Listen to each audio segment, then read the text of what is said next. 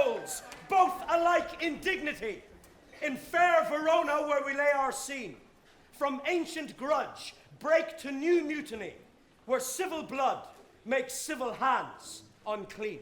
From forth the fatal loins of these two foes, a pair of star-crossed lovers take their life, whose misadventure, piteous overthrows, doth with their death bury their parents' strife. The fearful passage of their death-marked love, and the continuance of their parents' rage, which but their children's end naught could remove, is now the 2 hours' traffic of our stage. The which, if you with patient ears attend, what here shall miss, our toil shall strive to mend.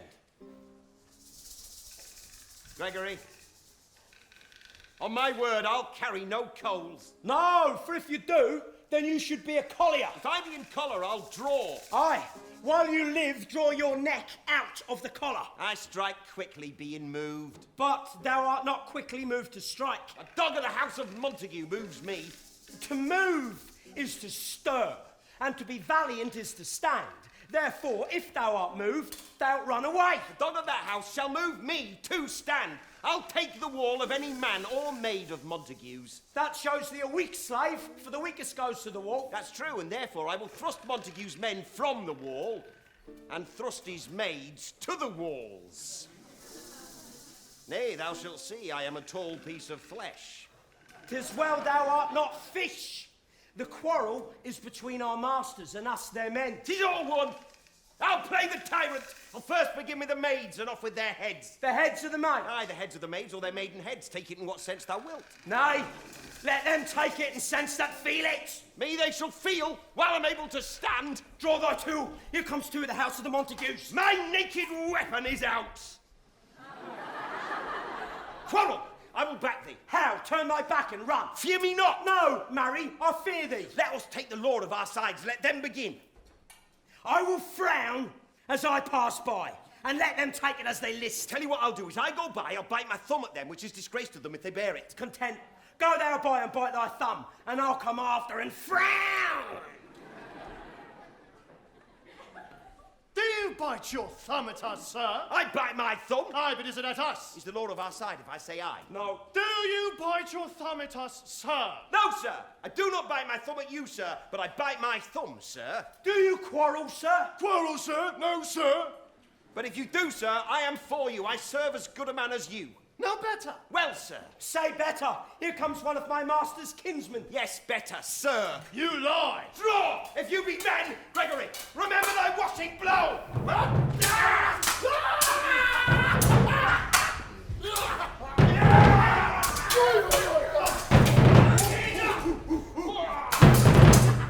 Part, fools! Put up your swords! You know not what you do. What? Art thou drawn amongst these heartless hinds? Turn thee, Benvolio, look upon thy death. I do but keep the peace. Put up thy sword, or manage it to part these men with me. What, drawn and talk of peace? I hate the word, as I hate hell, all Montagues, and thee. Have at thee, coward.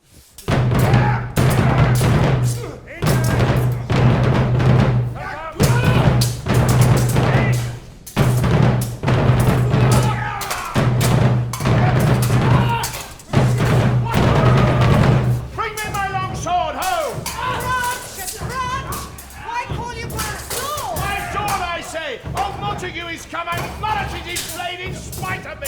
Counter and Capulet! Hold me not, let me go. Thou shalt not stir 1 foot to seek a foe. Rebellious subjects, enemies to peace, profaners of this day must stand in steel. Are they not here? What ho! You men, you beasts, on pain of torture, from those bloody hands, throw your mistempered weapons to the ground and hear the sentence of your moved prince. 3 civil broils, bred of an airy word, by thee, O Capulet, and Montague, have thrice disturbed the quiet of our streets, and made Verona's ancient citizens cast by the grade beseeming ornaments, to wield old partisans, in hands as old cankered with peace, to part your cankered hate. If ever you disturb our streets again, Your lives shall pay the ransom of your fault. For this time all the rest depart away. You, Capulet, shall go along with me. And Montague, come you this afternoon to know our father pleasure in this case. Once more, on pain of death, all men depart! Who set this ancient quarrel new abroach? Speak, nephew. Were you by when it began? Here were the servants of your adversary and yours, close fighting ere I did approach. Oh, where is Romeo? Saw you him today? Right glad I am he was not at this fray. Madam, an hour before the worshipped sun peered forth the golden window of the east, a troubled mind drove me to walk abroad. So early walking did I see your son. And towards him I made, but he was ware of me, and drew into the thicket of the wood. I, measuring his affections by my own, which then most sought where most might not be found, being one too many by my weary self, pursued my humour, not pursuing his, and gladly shunned who gladly fled from me. Many a morning hath he there been seen, with tears augmenting the fresh morning's dew, adding to clouds more clouds with his deep sighs. Black and portentous must this humour prove, unless good counsel may the cause remove. My noble uncle, do you know the cause? I neither know it, nor can learn of him. Have you importuned him by any means? Both by myself and many other friends. Could we but learn from whence his sorrows grow, we would as willingly give cure as know. Oh, see where he comes. So please you, step aside. I'll know his grievance, will be much denied. I would thou were so happy by thy stay to hear true shrift. Come, madam, let's away. Good morrow, cousin. Is the day so young? But you struck 9. Ay me, sad hours seem long.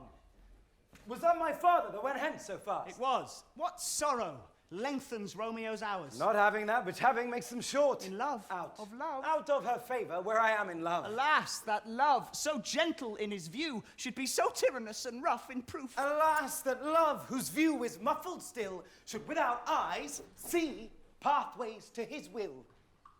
Where shall we dine? Oh me, what fray was here? Yet tell me not, for I've heard it all. Here's much to do with hate, but more with love. Why then, oh brawling love, oh loving hate, oh anything of nothing first create. Oh heavy lightness, serious vanity, misshapen chaos of well-seeming forms, feather of lead, bright smoke, cold fire, sick health, still waking sleep that is not what it is. This love feel I that feel no love in this. Dost thou not laugh? No, cuz I rather weep. Good-hearted what? At thy good heart's oppression. Why, such is love's transgression. Griefs of mine own lie heavy in my breast, which thou wilt propagate to have it pressed with more of thine. This grief that thou hast shown doth add more grief to too much of mine own. Love is a smoke raised with the fume of sighs, being purged, a fire sparkling in lovers' eyes, being vexed, a sea nourished with loving tears. What is it else? A madness most discreet, a choking gall and a preserving sweet. Farewell, cuz. Soft, I will go along. And if you leave me so, you do me wrong. That I have lost myself, I am not here. This is not Romeo, he's some other where. Tell me in sadness, who is that you love? What, shall I groan and tell thee? I know, but sadly tell me who. In sadness, cousin, I do love a woman. Oh, I aimed so near when I supposed you loved. A right good markman, and she's fair, I love. Well, a right fair mark, fair cuz, is soonest hit. Well, in that hit you miss. She'll not be hit with Cupid's arrow. She hath Dian's wit, an in-strong proof of chastity, well armed from Cupid's childish bow. She lives unharmed. She will not stay the siege of loving terms, nor bide the encounter of assailing eyes, nor rope her lap to saint-seducing gold. And she hath sworn that she will still live chaste. She hath, and in that sparing makes huge waste. She hath forsworn to love, and in that vow do I live dead that live to tell it now. Be ruled by me. Forget to think of her. Teach me how I should forget to think. By giving liberty unto thine eyes, examine other beauty. 'Tis the way to call hers exquisite and question more. He that is strucken blind cannot forget the precious treasure of his eyesight lost.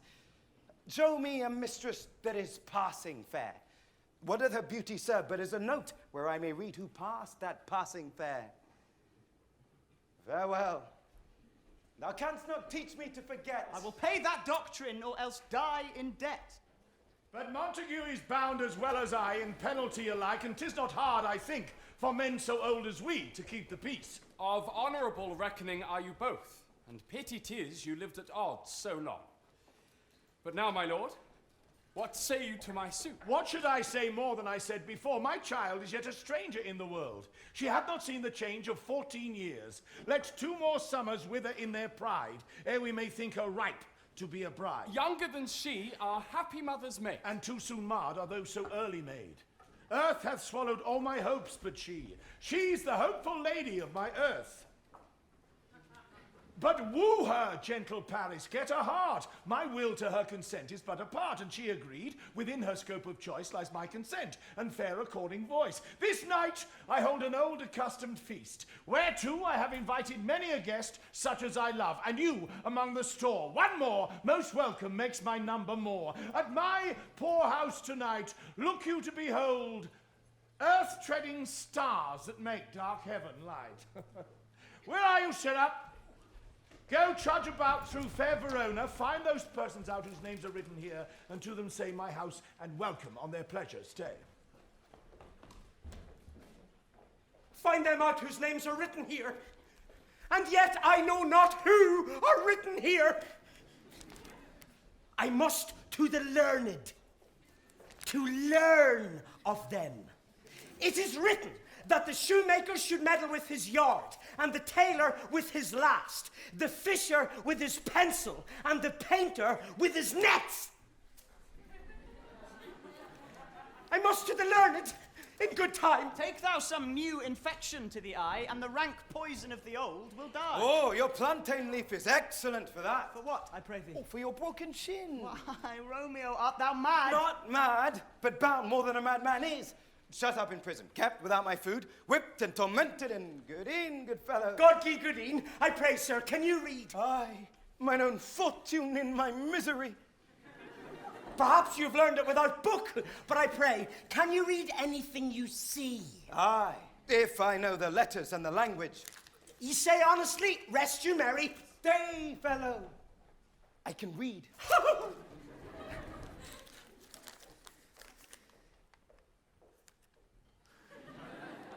Signor Martino and his wife and daughter.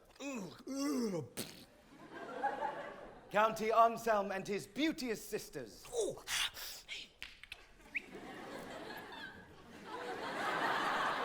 The lady widow of Etruvio. Signor Placentio and his lovely nieces. Mercutio and his brother Valentine. My fair niece, Rosaline. Oh! Livia, Signor Valentino and his cousin Tybalt. Lucio and the lively Helena, a fair assembly. Whither should they come? Up Whither, to supper? to our house. Whose house? My master's. Indeed. I should have asked you that before. Now I'll tell you without asking. My master is the great, rich Capulet. And if you be not of the house of Montagues, I pray come and crush a cup of wine. Rest you merry. At this same ancient feast of Capulet sups the fair Rosaline, whom thou so loves. Go thither, and with unattainted eye compare her face with some that I shall show, and I will make thee think thy swan a crow. When the devout religion of mine eye maintained such falsehood, then turn tears to fire. One fairer than my love, though seeing sun ne'er saw her match since first the world begun. No, tut, you saw her fair, none else being by, herself poised with herself in either eye. But in that crystal scales, let there be weighed your lady's love against some other maid that I will show you shining at this feast, and she shall scant show well that now seems best. I'll go along, no such sight to be shown, but to rejoice in splendor of mine own. Nurse, where's my daughter? Call her forth to me. Now, by me maidenhead at 12-year-old, I bade her come. What lamb, what ladybird, God forbid, where's this girl? What, Juliet? Anna, who calls? Your mother. Madam, I'm here. What is your will?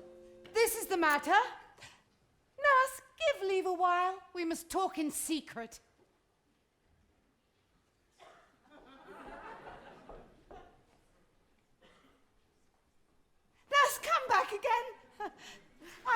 remembered me. Thou hears our counsel.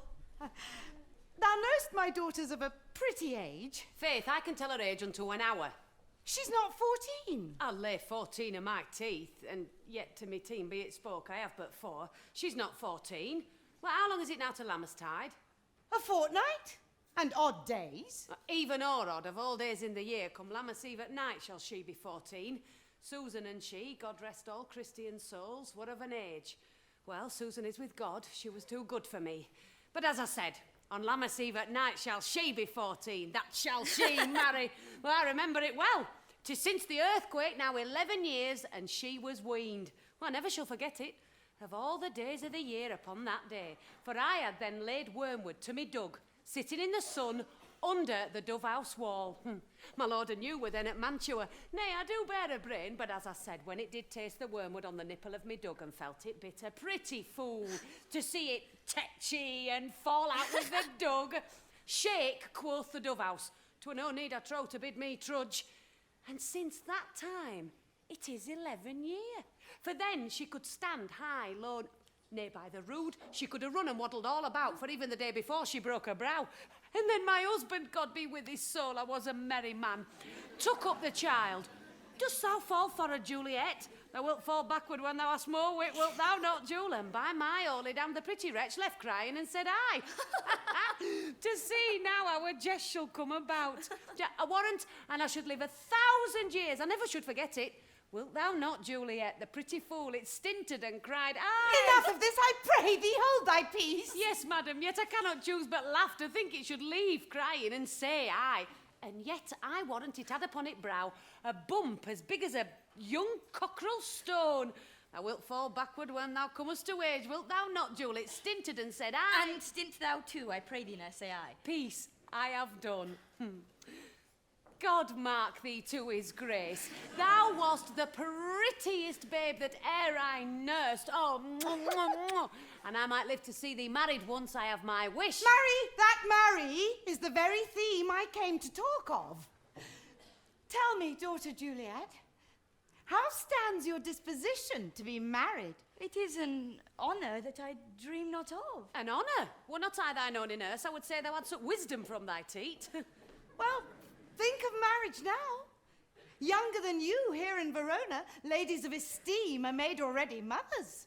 By my count, I was your mother, much upon these years that you are now a maid. Thus then, in brief, the valiant Paris seeks you for his wife. A man, young lady, such a man as all the world. Why, he's a man of wax. Verona's summer hath not such a flower. Nay, he's a flower, in faith a very flower.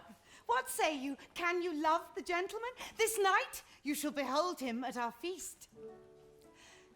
Read o'er the volume of young Paris' face, and find delight writ there with beauty's pen. Examine every several lineament, and see how one another lends content.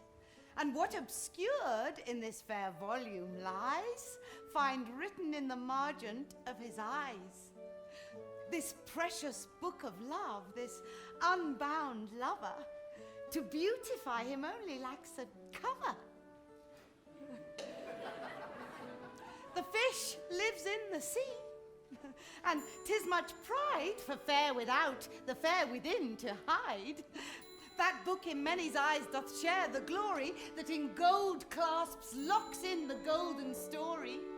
So shall you share all that he doth possess, by having him, making yourself no less. No less, nay, bigger. Women grow by men. Speak briefly. Can you like of Paris, love? I'll look to like, if looking liking move. But no more deep will I endart mine eye than your consent gives strength to make it fly. Madam, the guests are come, supper served up. You called for, my young lady asked for, the nurse cursed in the pantry, and all things in extremity. Make hence, for I must be gone to wait.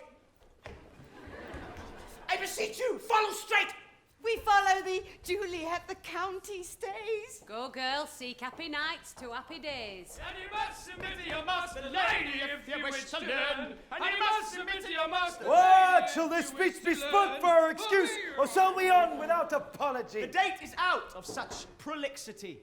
We'll have no Cupid, hoodwinked with a scarf, bearing a Tartar's painted bow of laugh, scaring the ladies like a crow keeper. No, without book prologue, faintly spoke after the prompter for our entrance, but let them measure us by what they will. We'll measure them a measure, and be gone. Give me the torch. I am not for this ambling. Being but heavy, I will bear the light. Nay, gentle Romeo, I must have you dance. Not I, believe me. You have dancing shoes with nimble soles. I have a soul of lead, so stakes me to the ground, I cannot move. You are a lover. Borrow Cupid's wings and soar with them above a common bound. I am too sore and pierced with his shaft to soar with his light feathers, and so bound I cannot bound a pitch above dull woe. Under love's heavy burden do I sink. And to sink in it, should you burden love? Too great oppression for a tender thing? Is love a tender thing? It is too rough, too rude, too boisterous, and it pricks like thorns. If love be rough with you, be rough with love. Prick love for pricking, and you beat love down. Give me a case to put my visage in. A visor for a visor. What care I, what curious eye doth quote deformities? Here the beetle brows shall blush for me. Come, knock and enter, and no sooner in, but every man betake him to his legs. The torch for me! Let wantons light of heart tickle the senseless rushes with their heels.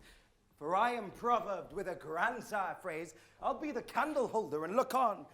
The game was ne'er so fair, and I am done. If thou art done, we'll draw thee from the mire. Or, save your reverence, love, wherein thou stickest up to the ears. Come, we burn daylight here. Nay, that's not so. I mean, sir, in delay, we waste our lights in vain like lamps by day. Take our good meaning. For our judgment sits 5 times in that ere once in our 5 wits. And we mean well in going to this mask, but 'tis no wit to go.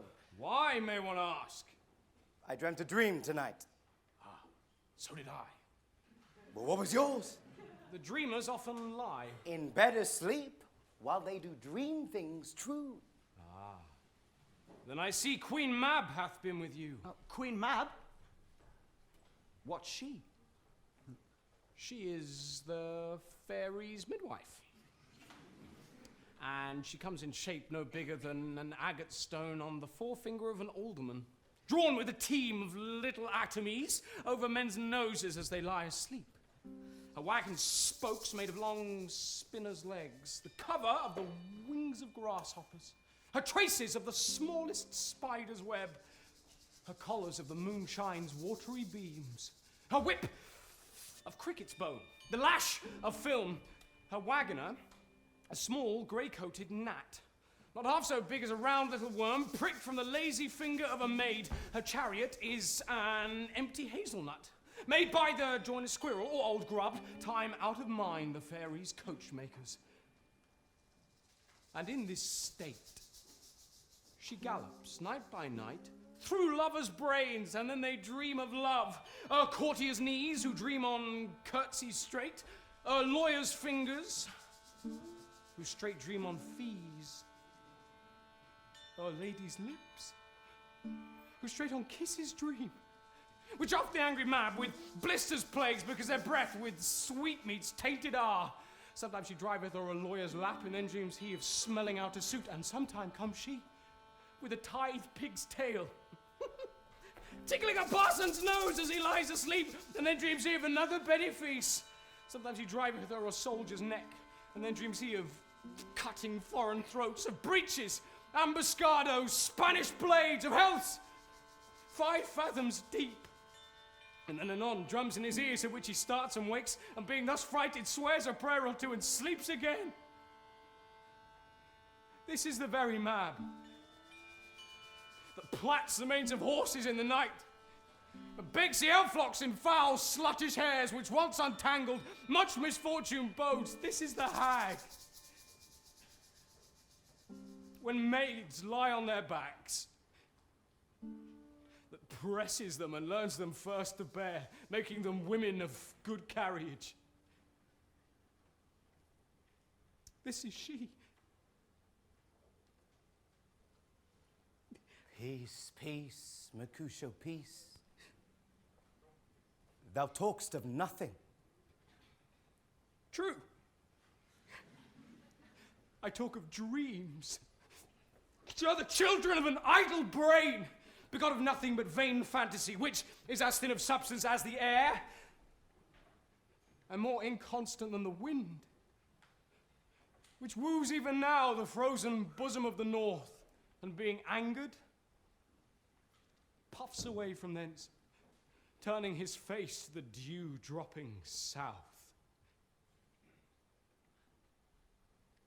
Come, come. This wind you talk of blows us from ourselves. Supper is done, and we shall come too late. I fear too early. For my mind misgives some consequence yet hanging in the stars shall bitterly begin his fearful date with this night's revels. But he that hath the steerage of my course, direct my sail. On, lusty gentlemen! Strike, drum!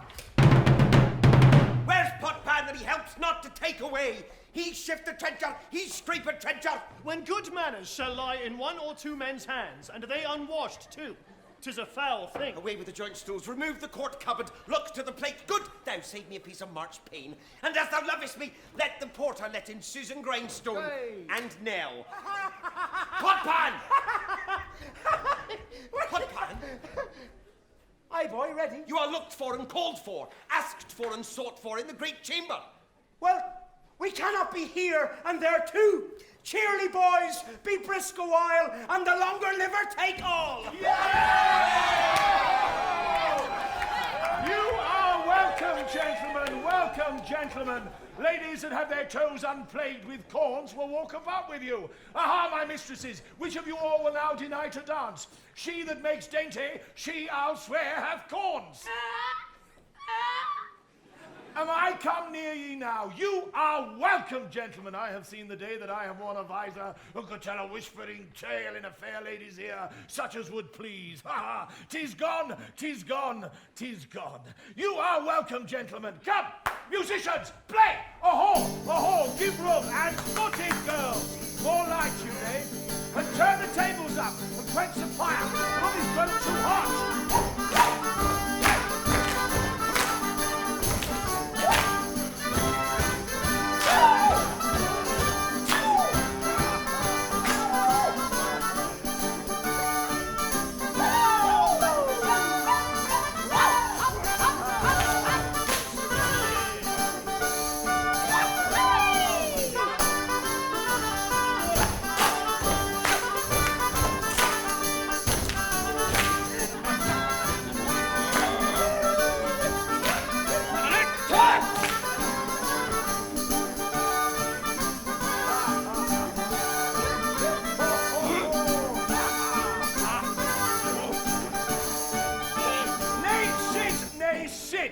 Cousin Capulet, for you and I are past our dancing days. How long is it now since you and I were in a mass? My lady, sir, is 30 years at least. What, man? 'Tis not so much, 'tis not so much. 'Twas since the marriage of Lucentio, come Pentecost as quickly as it will, some 25 years, and then we massed. It's more, his son is elder far, his son is at least 30. Will you tell me that? It cannot be so. His son was but a ward 2 years ago. Youth, thing! Ha ha! Youth's a jolly thing! Ha ha!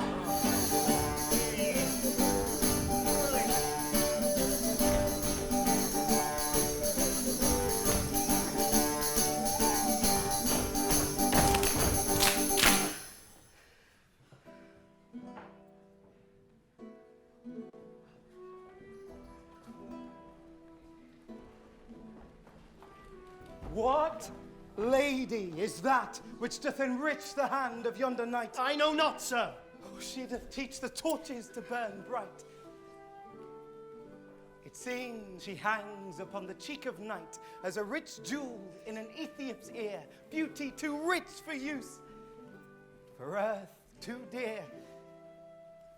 So shines a snow-white dove, trooping with crows, as yonder lady o'er her fellows shows. The measure done, I'll watch her place of stand, and touching hers, make blessed my rude hand. Did my heart love till now? For swear it sight, I never saw true beauty till this night. This, by his voice, should be a Montague. What? Dares the slave come hither covered with an antic face to fleer and scorn at our solemnity? Now, by the stock and honour of my kin, to strike him dead, I hold it not a sin. Why, how now, coz? Wherefore storm you so? Uncle, this is a Montague, our foe, a villain that is hither come in spite to scorn at our solemnity this night. Young Romeo, is it not? 'Tis he, that villain Romeo. Content thee, gentle coz, let him alone. He bears him like a portly gentleman. And to say truth, Verona brags of him to be a virtuous and well-governed youth. I would not for the wealth of all this town here in my house do him disparagement. Therefore be patient, take no note of him, it is my will. The which if thou respect, show a fair presence, and put off these frowns, an ill-beseeming semblance for a fit. It fits when such a villain is a guest. I'll not endure him. He shall be endured. What good man, boy, I say he shall. Go to! Am I the master here, or you? Go to! You'll not endure him. God shall mend my soul. You'll make a mutiny here among my guests. You'll set cock a hoop. You'll be the man. Uncle, 'tis a shame. Go to! You are a saucy boy! Is so indeed. This trick will scathe you one day. I know what. You must contrary me. Marry, 'tis time. Well said, my heart. You are a princox. Go, be quiet. More life for shame. I'll make you quiet. What? Cheerly, my heart. Patience perforce, with wilful choler meeting, makes my flesh tremble in their different greeting. I will withdraw, but this intrusion shall, now seeming sweet, convert to bitterest gall.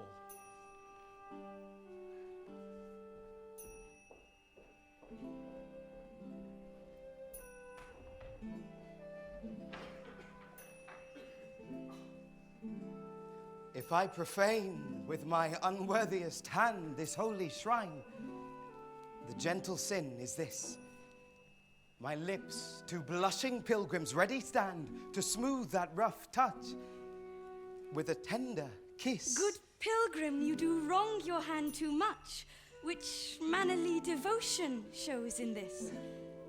For saints have hands that pilgrims' hands do touch, and palm to palm is holy palmer's kiss. Have not saints lips and holy palmers too? I, pilgrim, lips that they must use in prayer. Oh, then, dear saint, let lips do what hands do. They pray, grant thou, lest faith turn to despair. Saints do not move, though grant, for prayer's sake. Then move not, while my prayer's effect I take.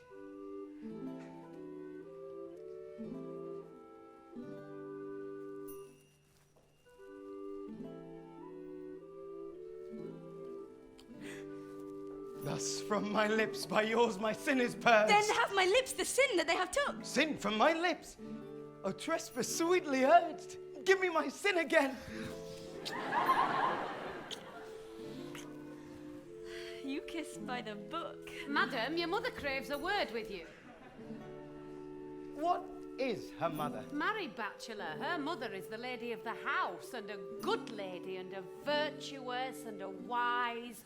I nursed her daughter that you talked with all. Well, I tell you, he that can lay hold of her shall have the chinks. Oh. Is she a Capulet?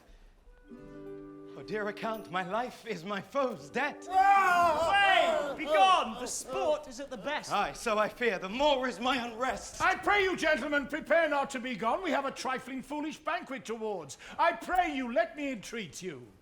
Oh, why, seeing so? Why then, honest gentlemen, I thank you. Good night. Out to my chamber. Lights to my I promise you, but for your company, I would have been abed an hour ago. Oh, by my fay, it waxes late. I'll to my rest. Come hither, nurse. What's he that follows here that would not dance? I know not. Go ask his name. If he be married, my grave is like to be my wedding bed. His name is Romeo and a Montague, the only son of your great enemy. My only love, sprung from my only hate. Too early seen, unknown, and known too late. Prodigious birth of love is this to me, that I must love a loathed enemy. What's this? What's that? Nothing else but a rhyme I learnt now of when I danced with old Juliet! Anon. Come, your mother stays for you. I'll go along with you. Let's away. The strangers all are gone. Now old desire doth in his deathbed lie, and young affection gapes to be his heir. That fair for which love groaned for and would die, with tender Juliet matched, is now not fair. Now Romeo is beloved and loves again, alike bewitched by the charm of looks.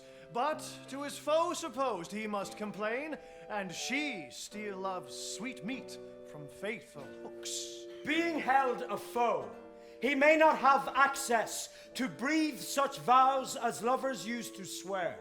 And she, as much in love, her means much less, to meet her new beloved anywhere. But passion lends them power, time means to meet, tempering extremities with extremes. Can I go forward when my heart is here?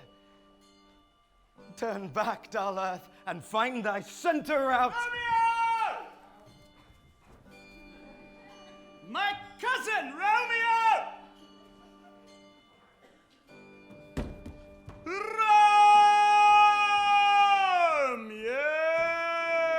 Dost thou hear? He is wise. Upon my life, he hath stolen him home to bed. He ran this way and leapt this orchard wall. Call, good Mercutio. Call? Nay, I'll conjure too. Romeo! Oh. Humours? Tum, tum, tum, tum. Madman! Passions. Lover.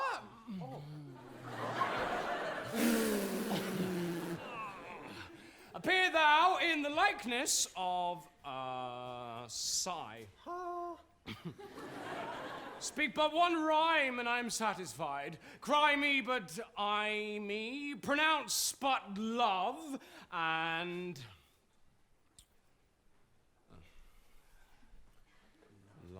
Love, shove. Muv. Love. Nuv. Quov. Puv. Bruv. Stove. Dove. Love dove. Speak to my gossip Venus, one fair word, one nickname for a purblind son and heir, young Loved Abraham Cupid, he that shot so true, and King Cophetua loved the beggar maid. No. Ow. He hears me not. Oh. He stirreth not. He moveth not. The ape is dead, and I must conjure him. I conjure thee by Rosaline's bright eyes, by her high forehead and her scarlet lips, by her fine foot, straight leg, and quivering thigh, and the domains that there adjacent lie.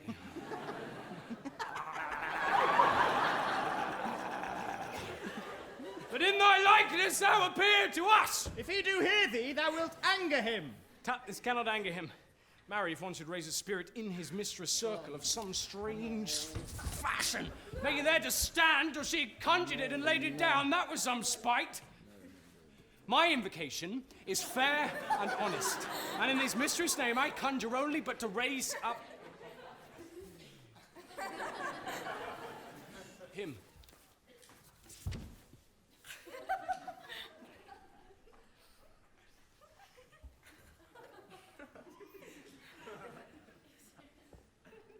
Well,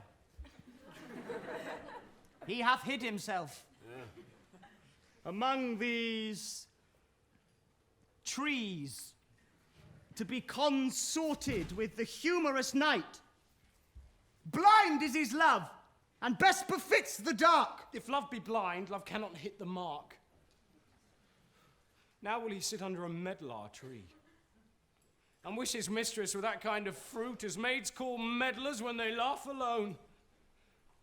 Go, Romeo, that she were! Oh, that she were an open arse, and thou a poppering pear. Romeo! Good night. On to my truckle bed. This field bed is too cold for me.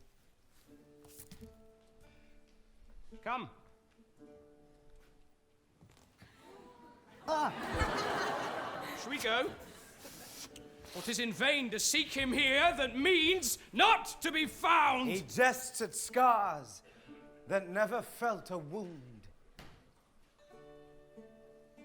But soft, what light through yonder window breaks? It is the east, and Juliet is the sun. Arise, fair sun, and kill the envious moon that is already sick and pale with grief that thou, her maid, art far more fair than she. Be not her maid, since she is envious. Her vestal livery is but sick and green, and none but fools do wear it. Cast it off. It is my lady. Oh, it is my love. For that she knew who she were. She speaks, but she says nothing. What of that? Her eye discourses. I will answer it. I am too bold. 'Tis not to me she speaks.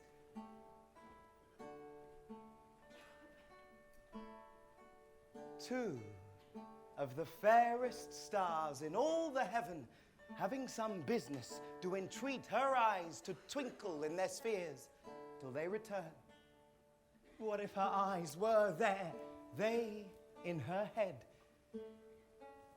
The brightness of her cheek would shame those stars, as daylight doth a lamp. Her eyes in heaven would through the airy region stream so bright that birds would sing and think it were not night. For now she leans her cheek upon her hand, for that I were a glove upon that hand, that I might touch that cheek. Ay me. She speaks. Oh, speak again, bright angel, for thou art as glorious to this night being on my head as is a winged messenger of heaven. Oh, Romeo. Romeo. Wherefore art thou Romeo? Deny thy father and refuse thy name, or if thou wilt not, be but sworn my love, and I'll no longer be a Capulet. Shall I hear more? Shall I speak at this? 'Tis but thy name that is my enemy. Thou art thyself, though not a Montague. What's Montague? It is nor arm, nor face, nor hand, nor foot, nor any other part belonging to a man. Oh, be some other name. What's in a name? That which we call a rose by any other name would smell as sweet. So Romeo would, were he not Romeo called, retain that dear perfection which he owes without that title. Romeo, doff thy name, and for that name which is no part of thee, take all myself. I take thee at thy word. Call me but love, and I'll be new baptized. Henceforth I never will be Romeo. What man art thou that thus bescreened in night, so stumblest on my counsel? By a name, I know not how to tell thee who I am. My name, dear saint, is hateful to myself, because it is an enemy to thee. Had I it written, I would tear the word. My ears have not yet drunk 100 words of thy tongue's uttering, yet I know the sound. Art thou not Romeo and a Montague? Neither, fair saint, if either thee dislike. But how camest thou hither? Tell me, and wherefore? The orchard walls are high and hard to climb, and the place death. considering who thou art, if any of my kinsmen find thee here. With love's light wings did I perch these walls, for stony limits cannot hold love out. And what love can do, that dares love attempt. Therefore thy kinsmen are no stop to me. If they do see thee, they will murder thee. Alack, there lies more peril in thine eye than 20 of their swords. Look thou but sweet, and I am proof against their enmity. I would not for the world they saw thee here. I have night's cloak to hide me from their eyes, and but thou love me, let them find me here. For life were better ended by their hate than death prorogued wanting of thy love. By whose direction foundst thou out this place? Thy love that first did prompt me to inquire, he lent me counsel, and I lent him eyes. I am no pilot, yet wert thou as far as that vast shore washed with the farthest sea, I should adventure for such merchandise.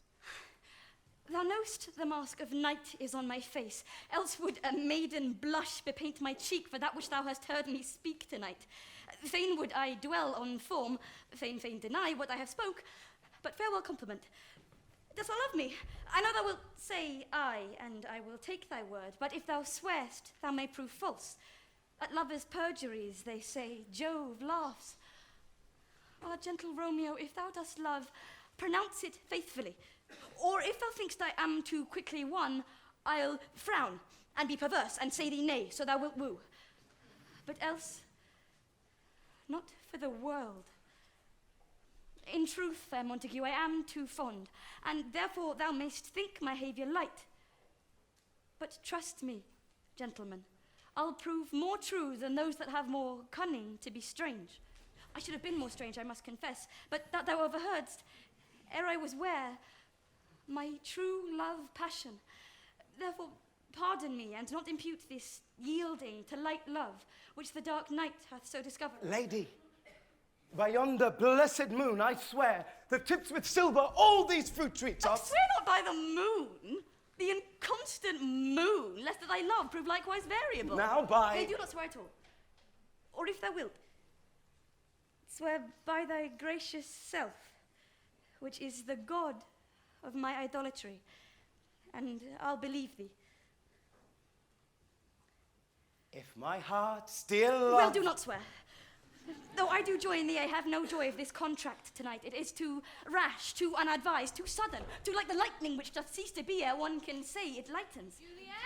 Sweet, good night, good night, good night. As sweet repose and rest come to thy heart as that within my breast. Or wilt thou leave me so unsatisfied? What satisfaction canst thou have tonight? The exchange of thy love's faithful vow for mine. I gave thee mine before thou didst request it. And yet I would it were to give again. Wouldst thou withdraw it? For what purpose, love? But, to be frank, and give it thee again. And yet I wish but for the thing I have. My bounty is as boundless as the sea, my love as deep. The more I give to thee, the more I have, for both are infinite. Juliet? I hear some noise within. Dear love, adieu. Juliet! Anon, good nurse. Sweet Montague, be true. Stay but a little, I will come again. Oh, blessed, blessed night. I am afeard, being in night, all this is but a dream, too flattering sweet to be substantial. Free words, dear Romeo, and good night indeed. If that thy bent of love be honourable, thy purpose, marriage, send me word tomorrow by one that I'll procure to come to thee, where and what time thou wilt perform the rite. And all my fortunes at thy foot I'll lay, and follow thee, my lord, throughout the world. Madam? I come, but if thou means not well, I do beseech thee. Madam? By and by I come, to cease thy strife, and leave me to my grief. Tomorrow will I send. To thrive my soul. 1,000 times good night. 1,000 times the worse to want thy light.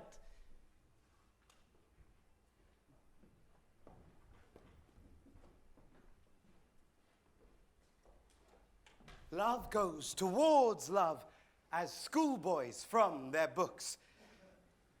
but love from love towards school with heavy looks. Romeo! Hist!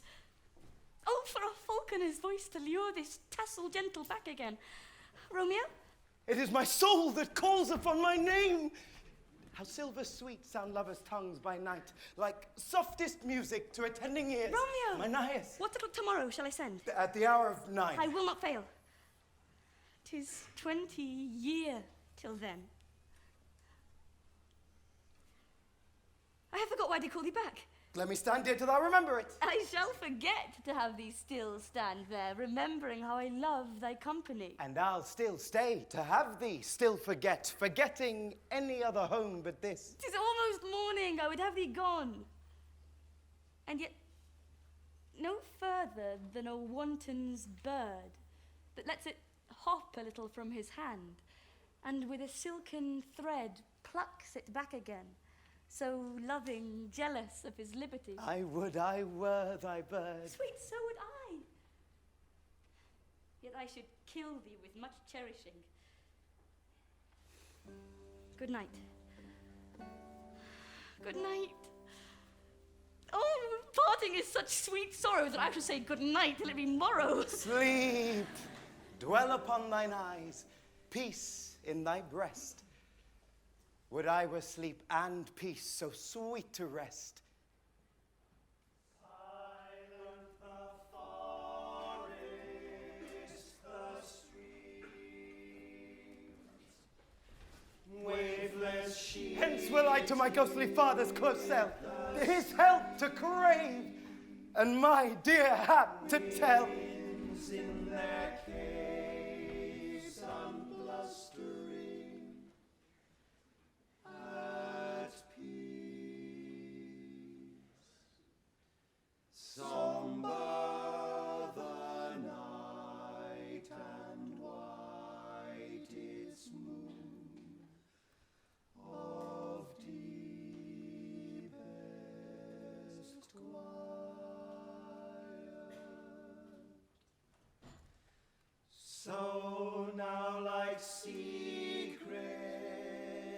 let us lie, locked in love and its sweetness. Love hath no breath, no voice, no sound akin. No voice or sound, my side. The grey-eyed morn smiles on the frowning night, checkering the eastern clouds with streaks of light. And flecked darkness like a drunkard reels from forth day's path and tightens burning wheels. Now ere the sun advance his burning eye, the day to cheer and night's dank dew to dry, I must upfill this osier cage of ours with baleful weeds and precious juiced flowers. Oh, mickle is the powerful grace that lies in plants, herbs, stones, and their true qualities. For naught so vile that on the earth doth live, but to the earth some special good doth give. Nor aught so good, but strained from that fair use, revolts from true birth, stumbling on abuse. Virtue itself turns vice, being misapplied, and vice, sometime by action, dignified. Within the infant rind of this weak flower, poison hath residence and medicine power, for this, being smelt with that part, cheers each part, being tasted, stays all senses with the heart. Two such opposed kings encamp them still, in man as well as herbs, grace and rude will, and where the worser is predominant, full soon the cankered death eats up that plant. Good morrow, father. Benedicite, what early tongue so sweet saluteth me? Ah, ha, ha! young son, it argues a distempered head so soon to bid good morrow to thy bed. Care keeps his watch in every old man's eye, and where care lodges, sleep will never lie. But where unbruised youth with unstuffed brain doth couch his limbs, there golden sleep doth reign. Therefore thy earliness doth me assure thou art uproused with some distemperature, or if not so, then here I hit it right. Our Romeo hath not been in bed tonight. That last was true, the sweeter rest was mine. God pardon sin, wert thou with Rosaline? With Rosaline, my ghostly father? No! I forgot that name, and that name's woe. That's my good son, but where hast thou been then? I'll tell thee, ere thou ask it me again. I have been feasting with mine enemy, where on a sudden one hath wounded me that's by me wounded. Both our remedies within thy help and holy physic lies. Be plain, good son, and homely in thy drift. Riddling confession finds but riddling shrift. Then plainly know.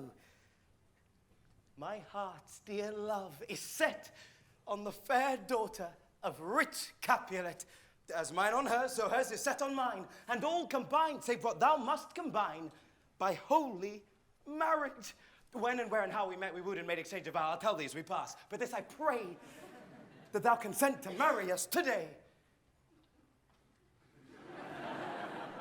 Holy St. Francis, what a change is here! Is Rosaline that thou didst love so dear, so soon forsaken? Young men's love then lies not truly in their hearts, but in their eyes. Jesu Maria, what a deal of brine hath washed thy sallow cheeks for Rosaline! Lo, here upon thy cheek the stain doth sit of an old tear that is not washed off yet. And art thou changed? Pronounce this sentence then. Women may fall when there's no strength in men. Thou chidst me oft for loving Rosaline. For doting, not for loving, pupil mine. And badst me bury love. Not in a grave to lay one in, another out to have. I pray thee, chide me not. Her I love now doth grace for grace and love for love allow. The other did not so. Oh, she knew well thy love did read by rote that could not spell. But come, young waverer, come, go with me. In one respect I'll thy assistant be, for this alliance may so happy prove to turn your household's rancour to pure love. Oh, let us hence! I stand on sudden haste. Wisely and slow, they stumble that ran fast.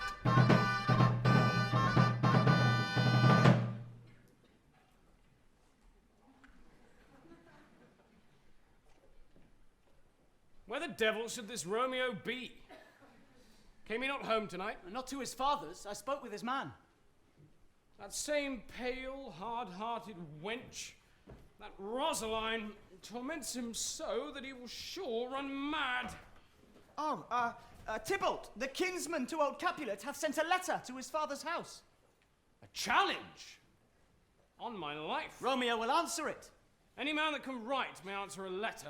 Nay, he will answer the letter's master. How he dares, being dared. Alas, poor Romeo, he is already dead. Stabbed with the white wench's black eye, run through the ear with a love song, the very pin of his heart cleft with the blind bow boy's butt shaft.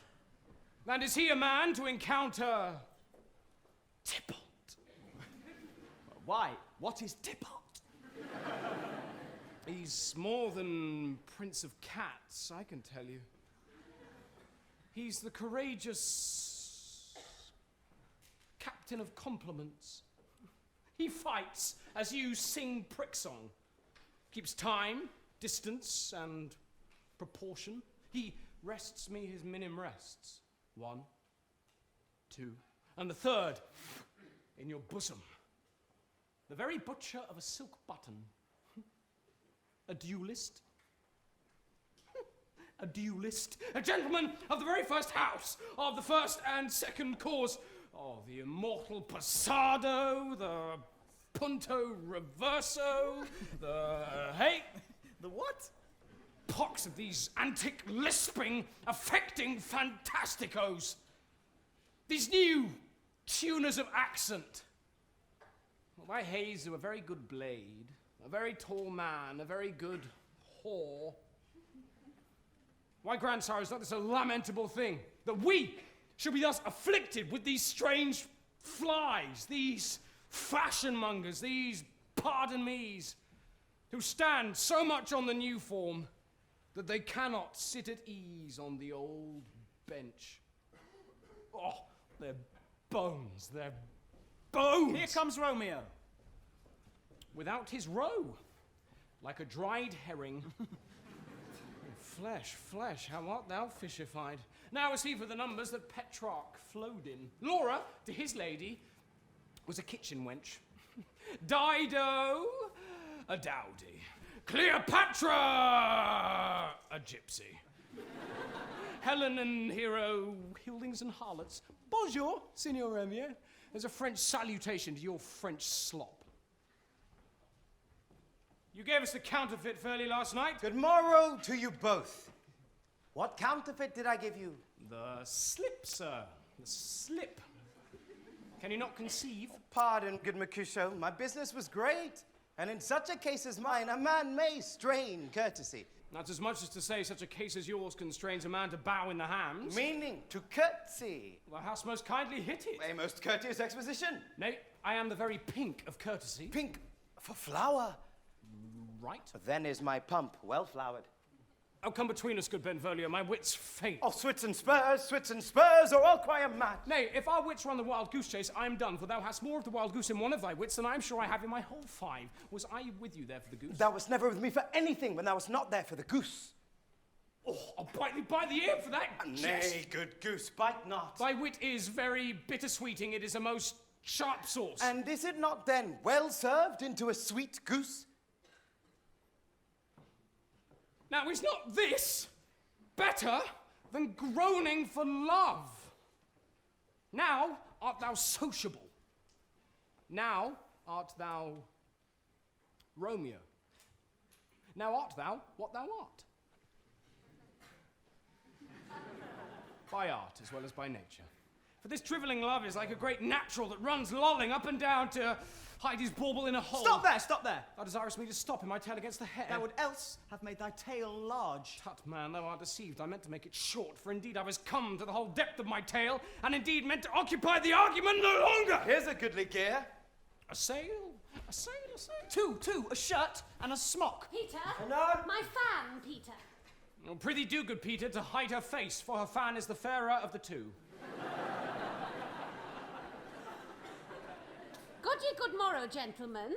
God ye good Ian, fair gentlewoman. Is it God ye good Ian, I pray you? 'Tis no less, I tell you, for the bawdy hand of the dial is now upon the prick of noon. Out upon you, what a man are you? A gentleman, nurse, that God hath made for himself to mar. By my troth, well said, for himself to mar, quoth he.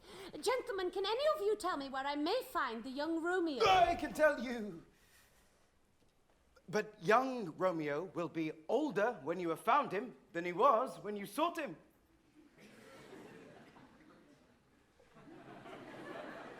I am the youngest of that name, for fault of a worse. Oh, you say well. Yea, is the worst well, oh mass, well noted, wisely. If you be he, sir, I desire some conference with you. Oh, belike, she means to invite him to some supper. So ho! Aboard! An old hare whore is a very good meeting, lad. But a hare that is whore is too much for a score. When it whores, ere it be spent. Romeo, will you come to your father's? We'll to dinner thither. I will follow you. Farewell, ancient lady. Lady. Lady.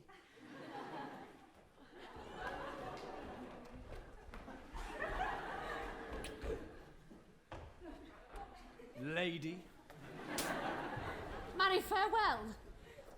Pray, what saucy merchant was this that was so full of his rope rag? A gentleman, nurse, that loves to hear himself talk, and will speak more in a minute than he will stand to in a month. And I speak anything against me, I shall take him down, and he will lustier than he is, and if I cannot take him down, I'll find those that shall. I am none of his flirt gills. Oh, and thou must stand by too and suffer every knave to use me at his pleasure. I see nobody use you at his pleasure. If I had, my weapon should quickly have been out, I warrant you. I dare draw as soon as another man if I see occasion in a good quarrel and the law on my side. You know my tool is as soon out as another's if I see time of... Now, afore God, he hath so vexed me that every member about me quivers the scurvy jack. But as I said, my lady bade me seek you out. What she bid me say, I will keep to myself. But first, let me tell ye, if ye should lead her into a fool's paradise, as they say, it would a very gross kind of behaviour, as they say, for the gentlewoman is young, and therefore, if you should deal double with her, well, truly, it would an ill thing to be offered to any gentlewoman, and very weak dealing. Nurse, commend me to thy lady. Tell her I protest. Good heart, and if faith, I will tell her as much. Lord, Lord, she shall be a joyful woman. What wilt thou tell her, nurse? Thou dost not mark me. Well, I will tell her, sir, that you do protest, which, as I take it, is a gentlemanlike offer. Bid her devise some means to come to shrift this afternoon, and there she shall, at Friar Lawrence' cell, be shrived and married. Here is for thy pains. No, truly, sir, not a penny. Go to, I say you shall. This afternoon, sir, well, she shall be there. And stay thou, good nurse, behind the abbey wall. Within this hour my man shall be with thee, and bring thee cords made like a tackled stair, which to the high-top gallant of my joy must be my convoy in the secret night. Farewell, be trusty, and I'll quit thy pains. Farewell, commend me to thy mistress. Now, God in heaven bless thee, ark you, sir. What sayst thou, my dear nurse? But is your man's secret? Did Janarius say two may keep counsel, putting one away? I warrant thee, my man's as true as steel. Oh, sir, my mistress is the sweetest lady.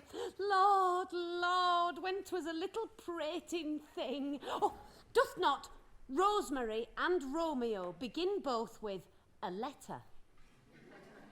Aye, nurse, what of that? Both with an R. Ah, mocker, that's the dog's name. R is for the art. Oh, no. No, I know it begins with some other letter, and she hath the prettiest sententious of it, of you and Romeo's merry. Romeo mio. Oh, no, that it would do you good to hear it. Commend me to thy lady. Aye, 1,000 times. Peter. Anon! Peter, take my fan. And go before and apace.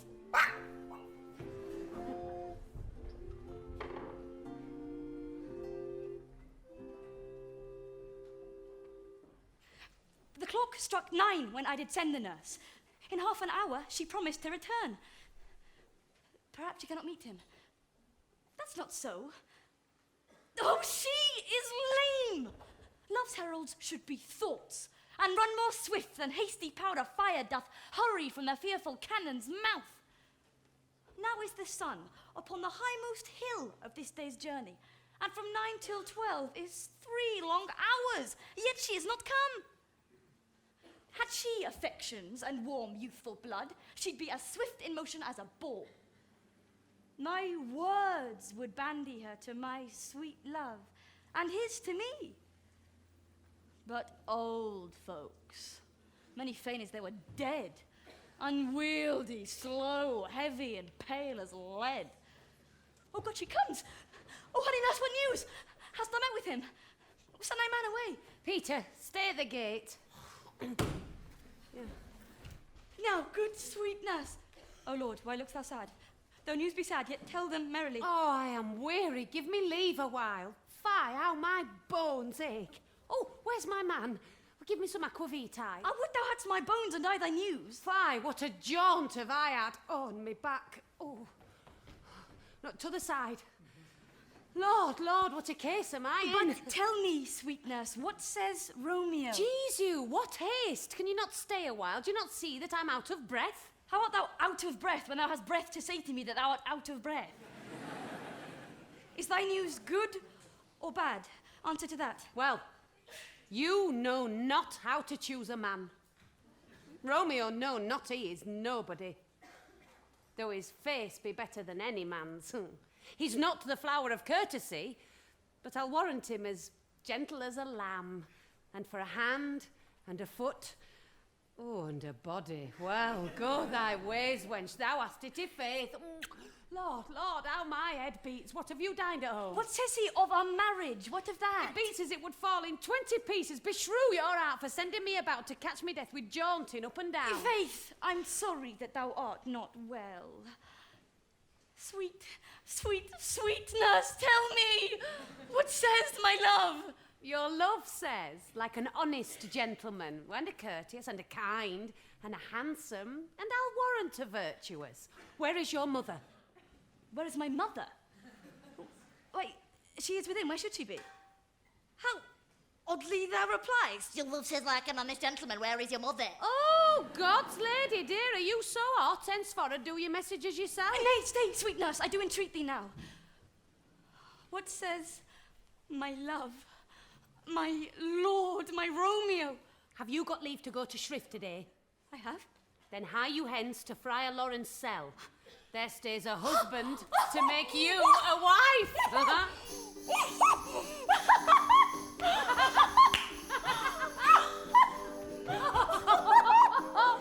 Now comes the wanton blood up in your cheeks. Hie you to church, I must another way to fetch a ladder, by the which your love must climb a bird's nest soon when it is dark. I am the drudge and toil in your delight, but you shall bear the burthen soon at night. Go, I'll to dinner, hie you to the cell. Hie to high fortune, honest nurse, farewell. So smile the heavens upon this holy act, that after hours with sorrow chide us not. Amen. Amen. But come what sorrow can, it cannot countervail the exchange of joy that one short minute gives me in her sight. Do thou but close our hands with holy words, then love devouring death, do what he dare. It is enough I may but call her mine. These violent delights have violent ends, and in their triumph die like fire and powder, which as they kiss consume. Therefore love moderately, long love doth so. Too swift arrives as tardy as too slow. Here comes the lady. Oh, so light a foot will ne'er wear out the everlasting flint. A lover may bestride the gossamer that idles in the wanton summer air, and yet not fall, so light his vanity. Romeo. My Juliet, welcome. As do waking eyes, closed in night's mists, attend the frolic day, so Romeo hath expected Juliet, and thou art come. I am, if I be day, come to my sun. Shine forth and make me fair. Come, wantons, come, the stealing hours do pass. Ah, Juliet, if the measure of thy joy be heaped like mine, and that thy skill be more to blazon it, then sweeten with thy breath this neighbour air. They are but beggars that can count their worth. But my true love is grown to such excess, I cannot sum up some of half my wealth. Defer embracements till some fitter time. Lead, Holy Father, all delay seems long. Make haste, make haste! This lingering doth us wrong. Come with me, and we will make short work, for by your leaves you shall not stay alone till Holy Church incorporate 2 in 1. I pray thee, good Mercutio, let's retire. The day is hot, the capels are abroad, and if we meet, we shall not scape a brawl. For now, these hot days, is the mad blood stirring. Thou art like one of those fellows that when he comes into the confines of a tavern, he claps me his sword upon the table and says, God send me no need of thee. And by the operation of the next cup of wine, he draws it on the drawer when indeed there is no need. Am I like such a fellow? Come, come. Thou art as hot a jack in thy mood as any in Italy, and as soon moved to be moody, and as soon moody to be moved. And what two? Nay, and there were 2 such, we should have none shortly, for one would kill the other. Didst thou not fall out with a man for cracking nuts? having no other reason than thou hast hazel eyes. What eye but such an eye would spy out such a quarrel? Thou hast quarrelled with a man for coughing in the street, because he hath awakened thy dog that hath lain asleep in the sun. And yet thou wilt tutor me from quarrelling. By my head, here comes the Capulets. By my heel, I care not. Follow me close, for I will speak to them. Gentlemen, good e'en. A word with one of you. And but one word with one of us. Couple it with something. Make it a word and a blow. You shall find me apt enough to that, sir, if you will give me occasion. Could you not take some occasion without giving? Mercutio, thou consortst with Romeo. Consort? Zoons.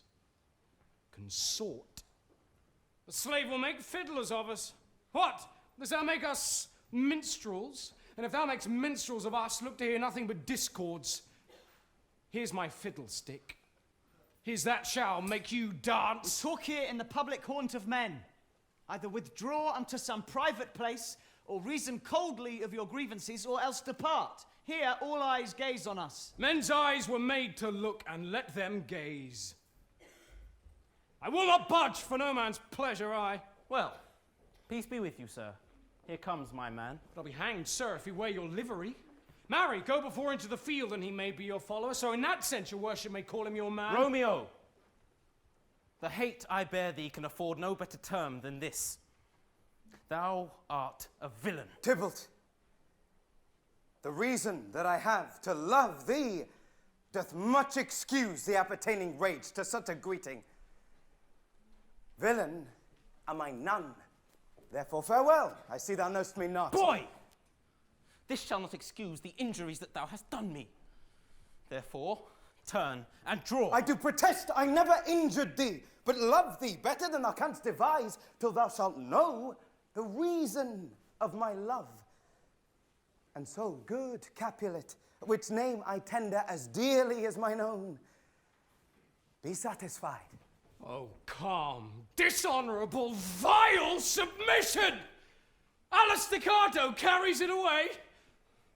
Tybalt, you rat catcher, will you walk? What wouldst thou have with me? Nothing, good king of cats, but one of your 9 lives, that I mean to make bold withal, and as you shall use me hereafter, dry beat the rest of the 8. Come! Will you pluck your rapier out of the scabbard? Make haste, lest mine be about your ears ere you be aware. I am for you. Gentle Mercutio, put thy rapier up. Come, sir. Oh. Your passado. Draw, Benvolio! Beat down thy weapon!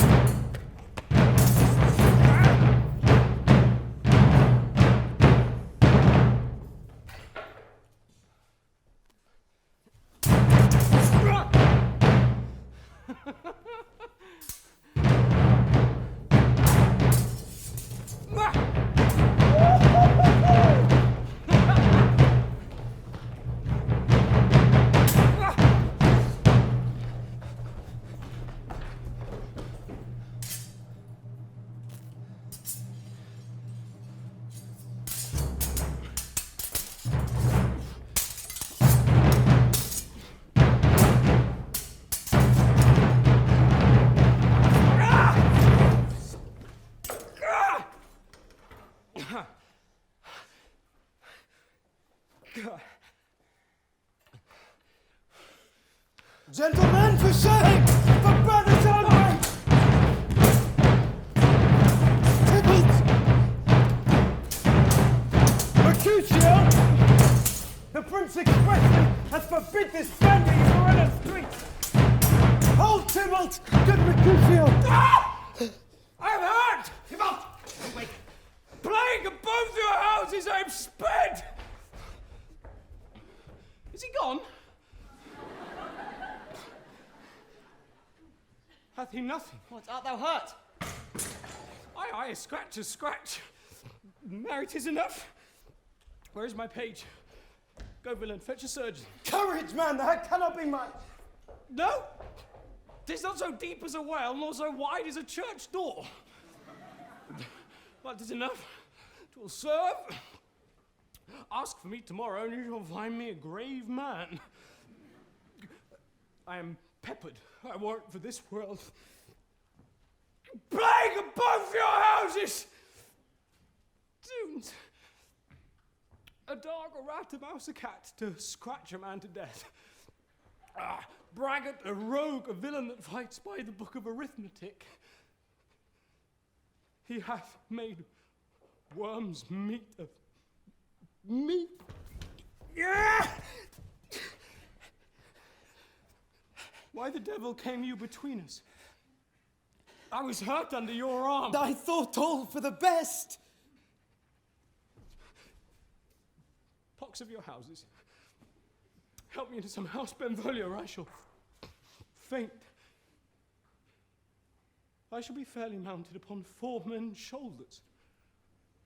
And then some base slave, some sexton, some peasantly rogue shall write my epitaph. That Tybalt came and broke the prince's laws, and Mercutio was slain for the first and second cause. I have it, and soundly.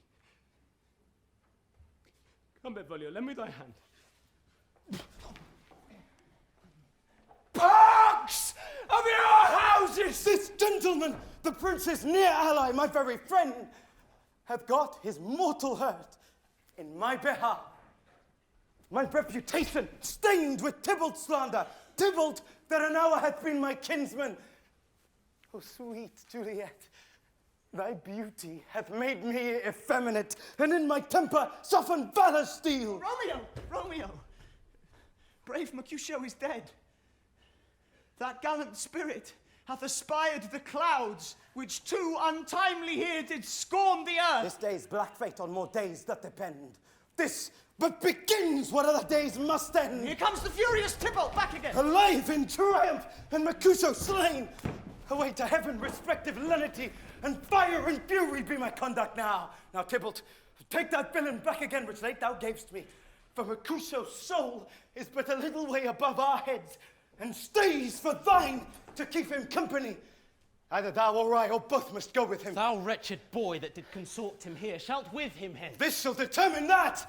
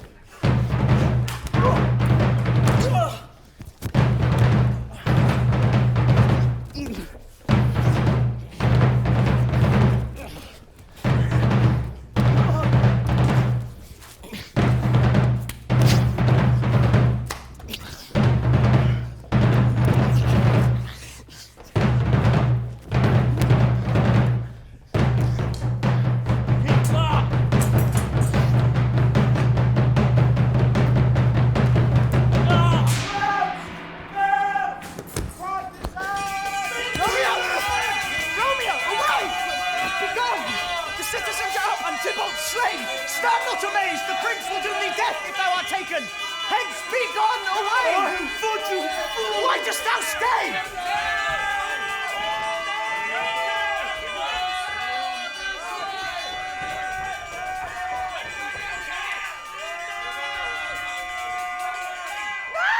Where are the vile beginners of this fray? Oh, noble prince, I can discover all.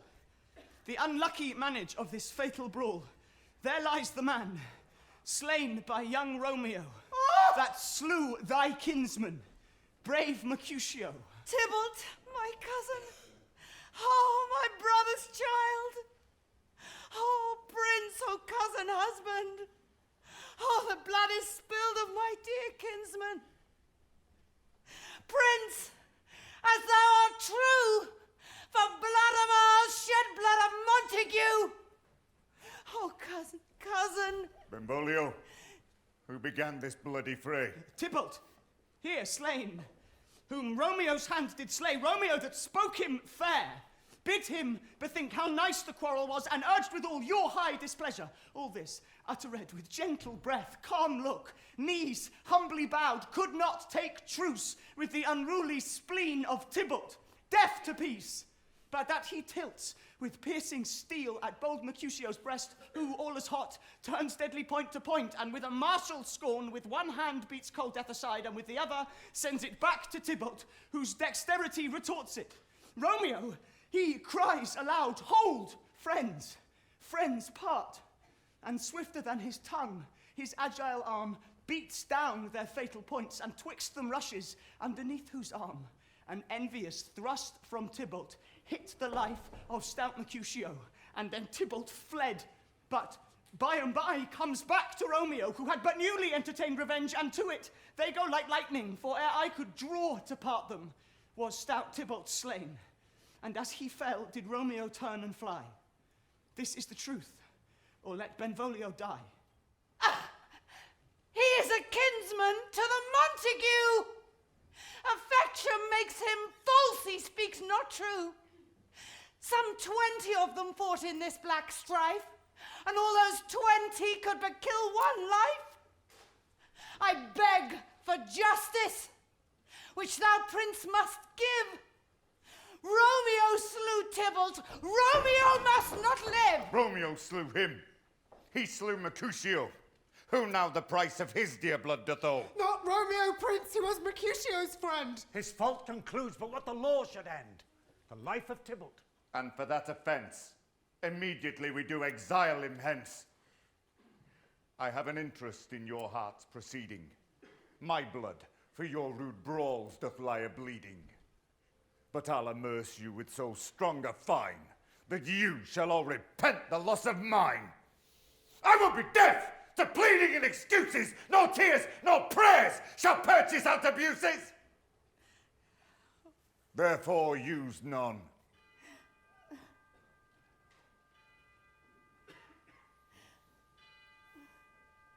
Let Romeo hence in haste, else when he's found, that hour is his last. Bear hence this body, and attend our will.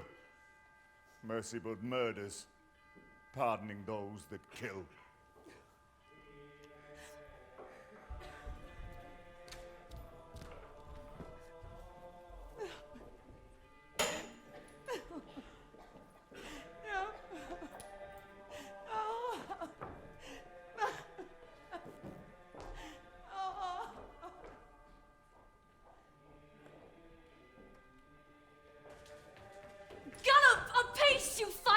Steeds towards Phoebus' lodging.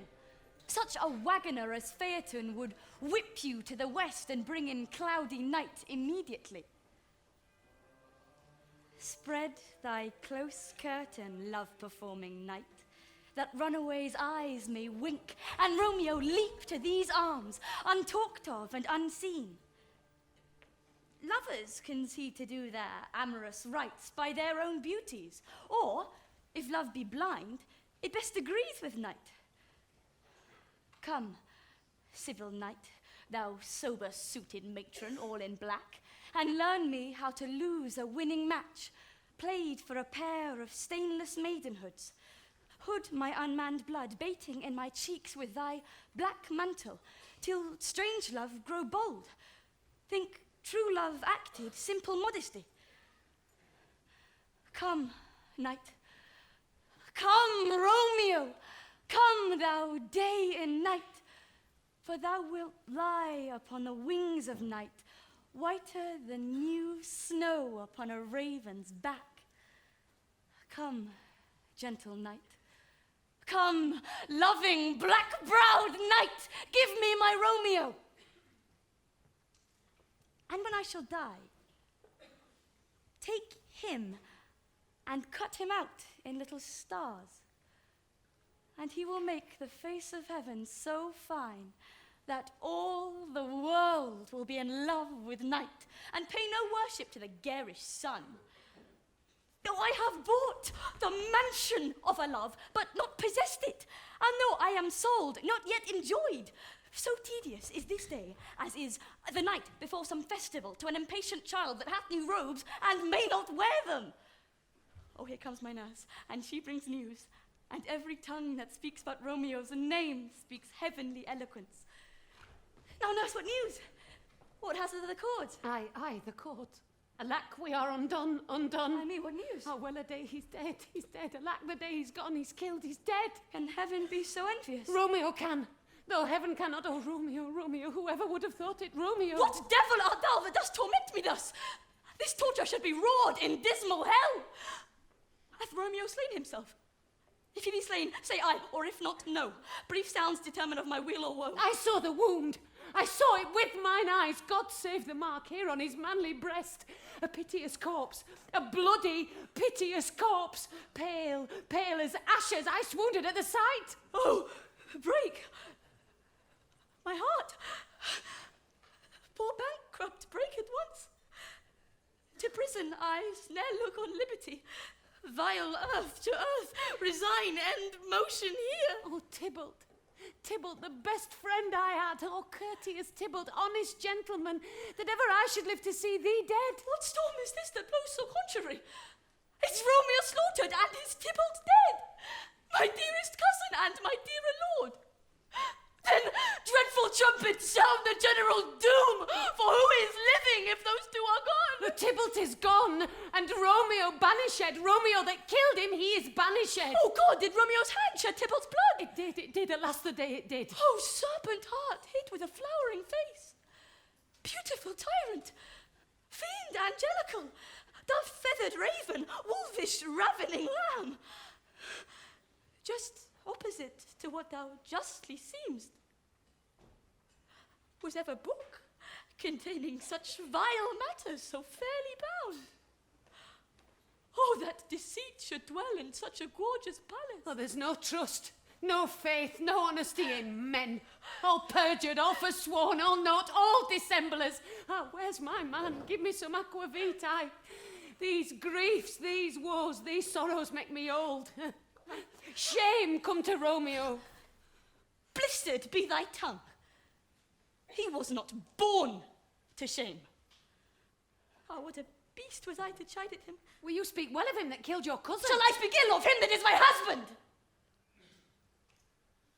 Ah, poor my lord, what tongue shall smooth thy name when I, thy 3 hours' wife, have mangled it? But wherefore, villain, didst thou kill my cousin? The villain cousin would have killed my husband. Back, foolish tears, back to your native spring. Your tributary drops belong to woe, which you, mistaking, offer up to joy. If my husband lives, that Tybalt would have slain, and Tybalt's dead that would have killed my husband. Well, all this is comfort. Wherefore weep I, then? Some word there was worse than Tybalt's death that murdered me. I would forget it fain, but oh, it presses to my memory like damned guilty deeds to sinners' minds. Tybalt is dead, and Romeo banished. That banished, that one word, banished, hath slain 10,000 Tybalts. Tybalt's death was woe enough if it had ended there. Or, if sour woe delights in fellowship, and Ely will be ranked with other griefs, why follow not when she said Tybalt's dead thy father, or thy mother, nay, or both, which modern lamentation might have moved. But with a rearward following Tybalt's dead, Romeo is banished. There is no end, no limit, measure, bound to that word's death. Romeo is banished. To speak that word is father, mother, Tybalt, Romeo, Juliet, all slain, all dead. No words can that woe sound. Where is my father and my mother, nurse? Weeping and wailing over Tybalt's corpse. Will you go to them? I will bring you thither. Wash they his wounds with tears. Mine shall be spent when theirs are dry. For Romeo's banishment. Come, nurse. I'll to my wedding bed. And death, not Romeo, take my maidenhead. Hie to your chamber. I'll find Romeo to comfort you, I wot well where he is. Oh, hark ye, your Romeo will be here at night. I'll to him. He's hid at Lauren's cell. Oh, find him. Give this ring to my true knight and bid him come to take his last farewell.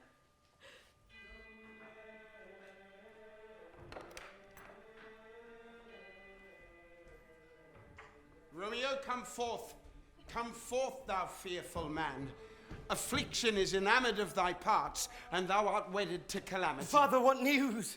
What is the prince's doom? What sorrow craves acquaintance in my hand that I yet know not? Too familiar is my dear son with such sour company. I bring thee tidings of the prince's doom. What less than doomsday is the prince's doom? A gentler judgment vanished from his lips. Not body's death, but body's banishment. Banishment? Be merciful, say death. For exile hath more terror in his look, much more than death. Do not say banishment. Here from Verona art thou banished. Be patient, for the world is broad and wide. There is no world without Verona walls, but purgatory, torture, hell itself. Hence banished is banished from the world, and world's exile is death. Well, then banished is death mistermed, calling death banished. Thou cutt'st my head off with a golden axe, and smilest upon the stroke that murders me! Oh, deadly sin! Oh, rude unthankfulness! Thy fault our law calls death, but the kind prince, taking thy part, hath rushed aside the law, and turned that black word death to banishment. This is dear mercy, and thou seest it not. 'Tis torture and not mercy! Heaven is here, where Juliet lives, and every cat and dog and little mouse, every unworthy thing, live here in heaven and may look on her. But Romeo may not. More validity, more honourable state, more courtship lives in carrion flies than Romeo. They may seize on the white wonder of dear Juliet's hand and steal immortal blessing from her lips. But Romeo may not. He is banished. Flies may do this, but I from this must fly. They are free men, but I am banished. Hadst thou no poison mixed, no sharp ground knife, no sudden mean of death, though ne'er so mean, but banished to kill me? Banished. Oh, friar, the damned use that word in hell. Howling attends it. How hast thou the heart, being a divine, a ghostly confessor, a sin absolver, and my friend professed to mangle me with that word, banished? Thou fond madman, hear me a little speak. Oh, thou wilt speak again of banishment. I'll give thee armour to keep off that word. Adversity, sweet milk, philosophy, to comfort thee, though thou art banished. Yet banished! Hang up philosophy, unless philosophy can make a Juliet, displant a town, reverse a prince's doom, it helps not, it prevails not, talk no more. Oh, then I see that madmen have no ears. How should they, when wise men have no eyes? Let me dispute with thee of thy estate. Thou canst not speak of that thou dost not feel. Wert thou as young as I, but Juliet, thy love, an hour but married, Tybalt murdered, doting like me, and like me banished, then mightst thou speak. Oh, then mightst thou tear thy hair and fall upon the ground as I do now, taking the measure of an unmade grave. Arise, one knocks. Good Romeo, hide thyself. Not I, unless the breath of heartsick groans, mist-like, enfold me from the search of eyes. Hark, how they knock. Who's there? Romeo, arise. Thou wilt be taken. Stay a while. Stand up. Run to my study. By and by. God's will, what simpleness is this? I come, I come. Who knocks so hard? Whence come you? What's your will? Let me come in and you shall know my errand. I come from Lady Juliet. Welcome then. Oh, Holy Friar. Tell me, Holy Friar, where's my lady's lord? Where's Romeo? There on the ground with his own tears made drunk. Oh, he is even in my mistress' case. Just in her case, oh, woeful sympathy. Piteous predicament, even so lies she, blubbering and weeping, weeping and blubbering. Stand up. Stand up. Stand and you be a man, for Juliet's sake, for her sake, rise and stand. Why should you fall into so deep an awe? Nurse! Ah, sir, well, death's the end of all. Speak'st thou of Juliet? How is it with her? Does not she think me an old murderer? Now I have stained the childhood of our joy with blood removed but little from her own. How is she? And where is she? And how doth she? And what says my concealed lady to our cancelled love? Oh, she says nothing, sir, but weeps and weeps, and now falls on her bed, and then starts up, and Tybalt calls, and then on Romeo cries, and then down falls again. As if that name, shot from the deadly level of a gun, did murder her, as that name's cursed hand murdered her kinsman. Oh, tell me, friar, tell me, in what vile part of this anatomy doth my name lodge? Tell me, that I may sack the hateful mention. Hold thy desperate hand! Art thou a man? Thy form cries out thou art, thy tears are womanish, thy wild acts denote the unreasonable fury of a beast. Unseemly woman in a seeming man, and ill-beseeming beast in seeming both. Thou hast amazed me. By my holy order, I thought thy disposition better tempered. Hast thou slain Tybalt? Wilt thou slay thyself, and slay thy lady that in thy life lies by doing damned hate upon thyself? What roused thee, man? Thy Juliet is alive, for whose dear sake thou wast but lately dead. There art thou happy. Tybalt would kill thee, but thou slewest Tybalt. There art thou happy. The law that threatened death becomes thy friend and turns it to exile. There art thou happy. A pack of blessings light upon thy back. Happiness courts thee in her best array, but like a misshaped and sullen wench, thou pouts upon thy fortune and thy love. Take heed, for such die miserable. Go, get thee to thy love as was decreed. Ascend her chamber hence and comfort her. But look, thou stay not till the watch be set, for then thou canst not pass to Mantua, where thou shalt live till we can find a time to blaze your marriage, reconcile your friends, beg pardon of thy prince, and call thee back with 20,000 times more joy than thou wentst forth in lamentation. Go before, nurse. Commend me to thy lady, and bid her hasten all the house to bed, which heavy sorrow makes them apt unto. Romeo is coming. Oh, I could have stayed here all the night to hear good counsel. Oh, what learning is. My lord, I'll tell my lady you will come. Do so, and bid my sweet prepare to chide. Oh, here, sir. A ring she bid me give you, sir. High you make haste, for it grows very late. How well my comfort is revived by this. Go hence, good night. Either be gone before the watch be set, or by the break of day disguised from hence. Sojourn in Mantua, I'll find out your man, and he shall signify from time to time every good hap to you that chances here. Give me thy hand, 'tis late, farewell, good night. But that a joy, past joy, calls out on me. It were a grief so brief to part with thee. Farewell.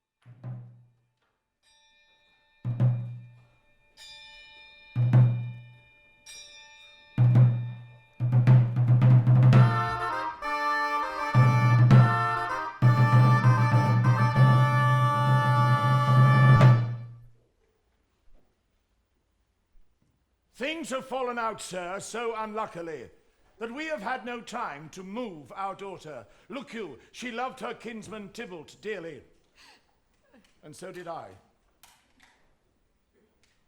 Well, we were born to die.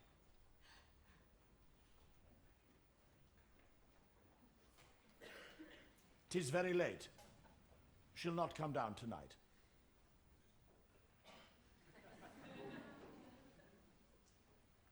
I promise you, but for your company, I would have been abed an hour ago. These times of woe afford no times to woo.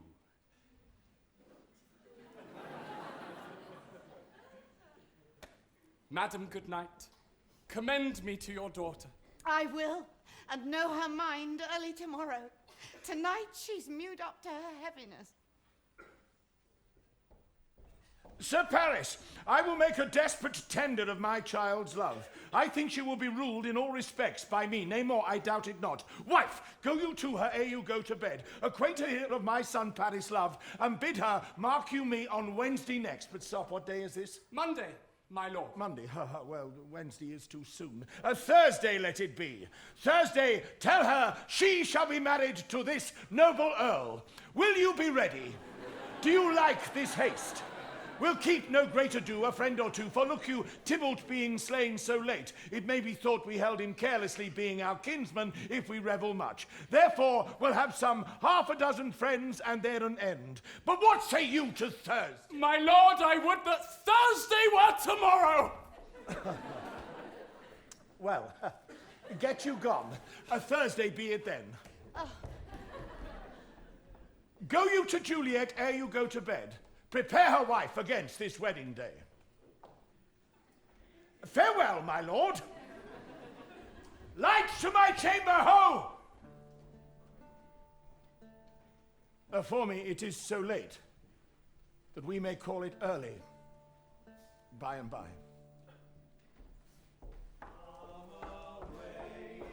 Good night.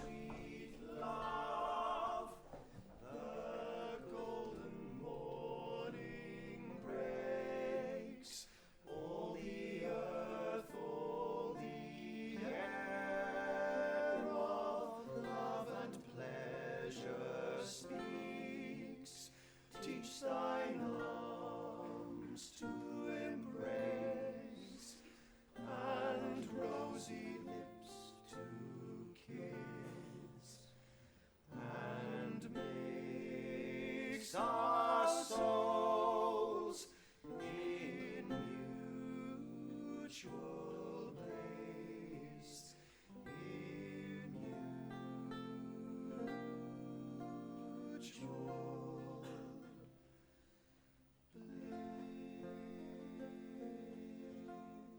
Wilt thou be gone?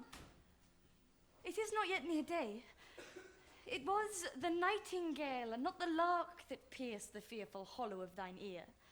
Nightly she sings on yon pomegranate tree.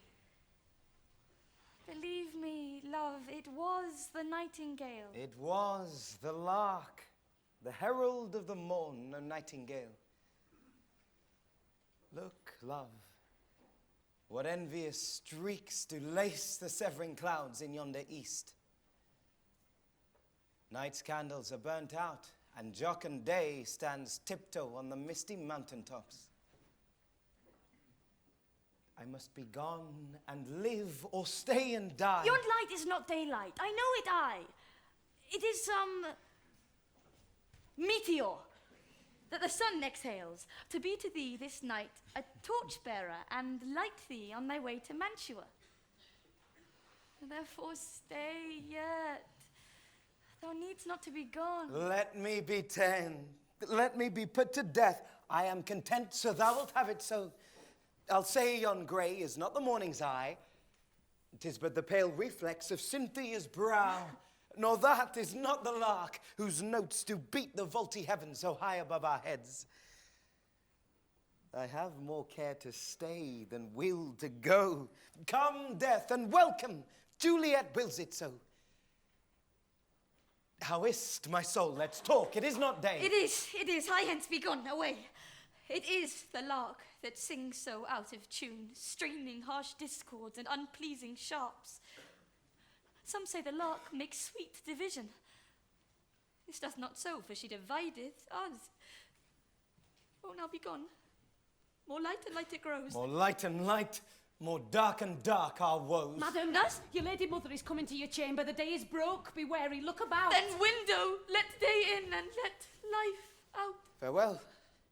Farewell, one kiss and I'll descend.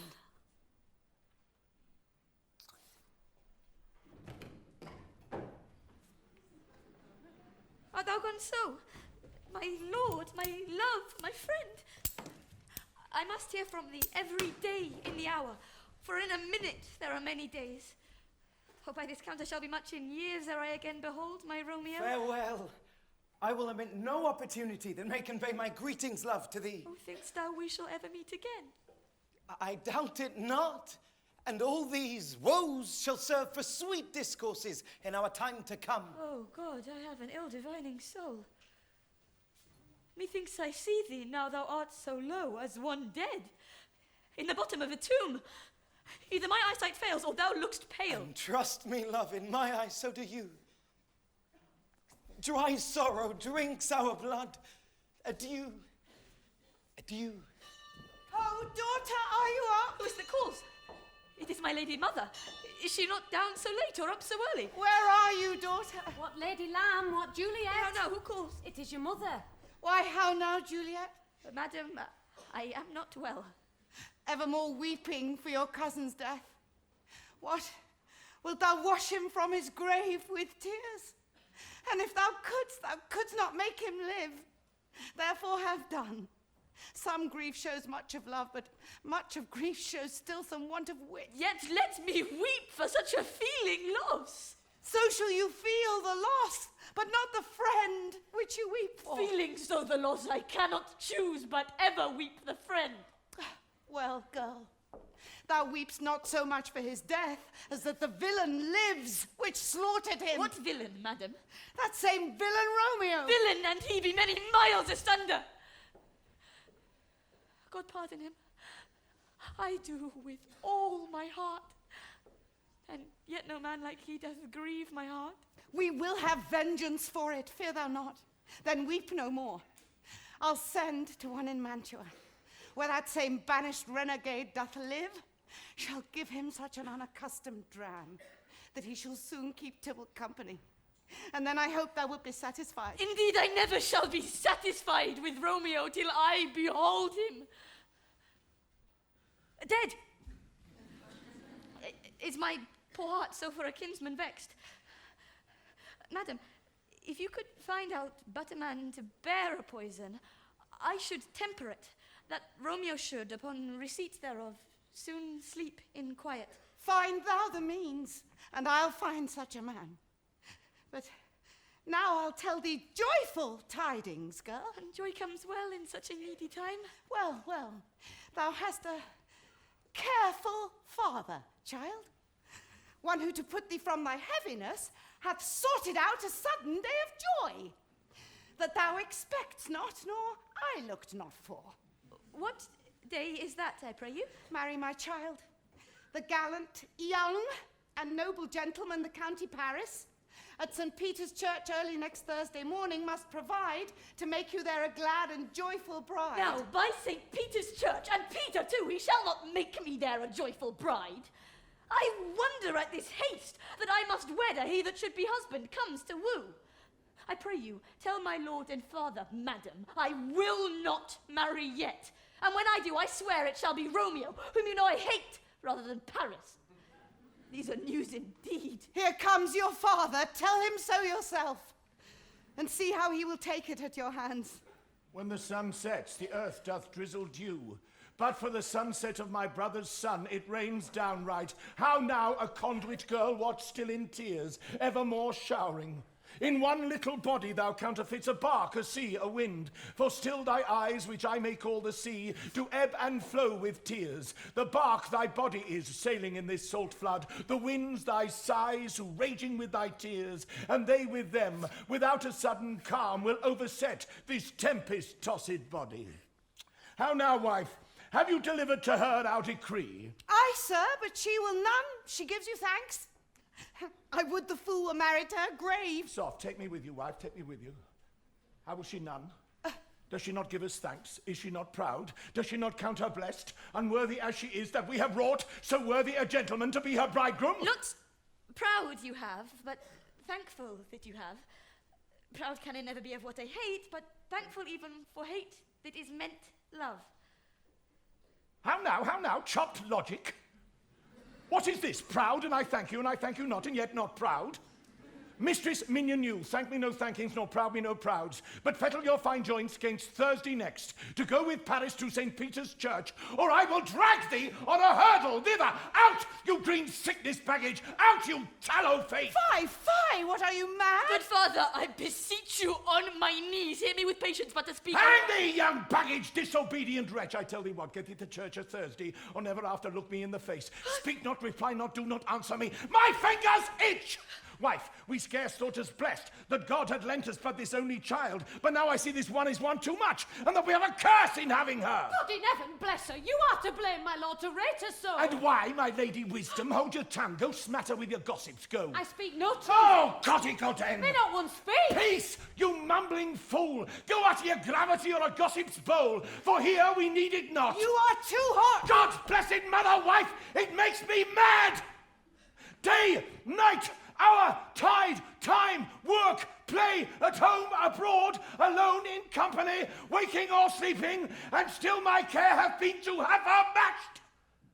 And having now provided a gentleman of noble parentage, of fair domain, youthful and nobly allied, stuffed, as they say, with honourable parts, proportioned as one sort would wish a man, and then to have a wretched, puling fool, a whining mammet in her fortune's tender, to answer, I'll not wed, I cannot love, I am too young, I pray you pardon me.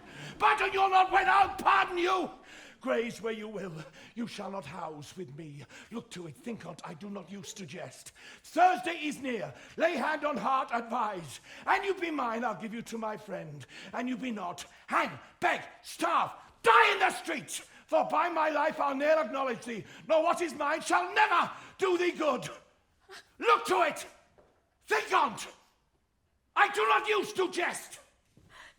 Is there no pity sitting in the clouds that sees into the bottom of my grief? Oh, sweet my mother, cast me not away. Delay this marriage for a month, a week, or if you do not, make my marriage bed in that dim monument where Tybalt lies. Talk not to me. I'll not speak a word.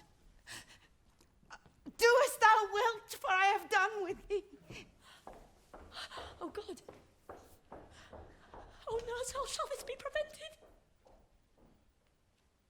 Comfort me. Counsel me. Alack, that heaven should practice stratagems upon so soft a subject as myself. What sayst thou? Hast thou not a word of joy? Some comfort, nurse. Faith, here it is. Romeo is banished and all the world to nothing. He never dares return to challenge you, or if he do, it needs must be by stealth. Then, since the case so stands as now it doth, I think it best you married with the county. Oh, he's a lovely gentleman.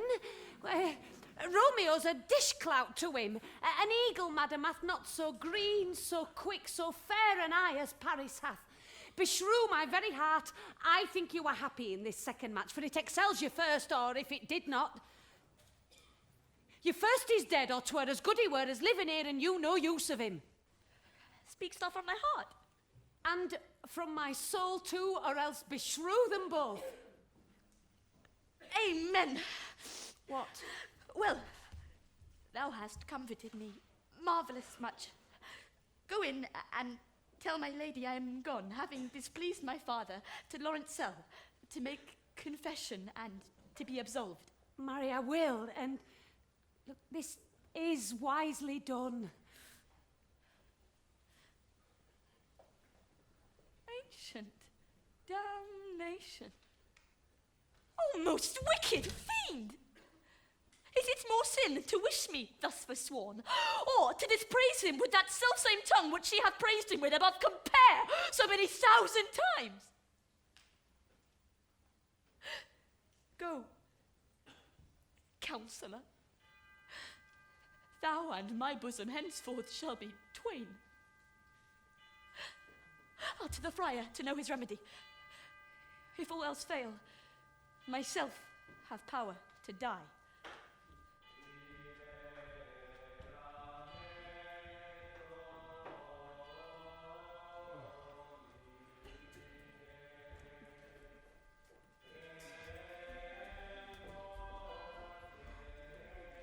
On Thursday, sir. The time is very short. My father Capulet will have it so, and I am nothing slow to slack his haste. You say you do not know the lady's mind. Uneven is the course, I like it not. Immoderately she weeps for Tybalt's death, and therefore have I little talked of love.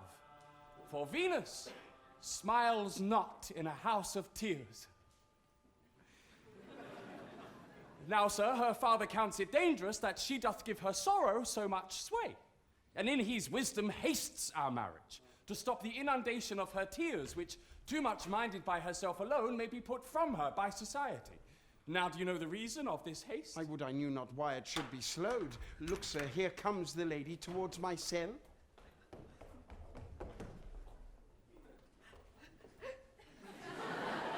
Happily met, my lady and my wife. That may be, sir, when I may be a wife. That may be, must be, love. On Thursday next. What must be shall be. That's a certain text. Come you to make confession to this father? To answer that, I should confess to you. Do not deny to him that you love me. I will confess to you that I love him. So will ye? I am sure that you love me. If I do so, it will be of more price being spoke behind your back than to your face. Poor soul, thy face is much abused with tears. The tears have got small victory by that, for it was bad enough before their spite. Thou wrongst it more than tears with that report. That is no slander, sir, which is a truth. And what I spake it to my face. Thy face is mine, and thou hast slandered it. It may be so, for it is not mine own. Are you at leisure, Holy Father, now, or shall I come to you at evening mass? My leisure serves me, pensive daughter, now. My lord, we must entreat the time alone. God shield I should disturb devotion. Juliet, on Thursday early will I rouse ye. Till then adieu, and keep this holy kiss.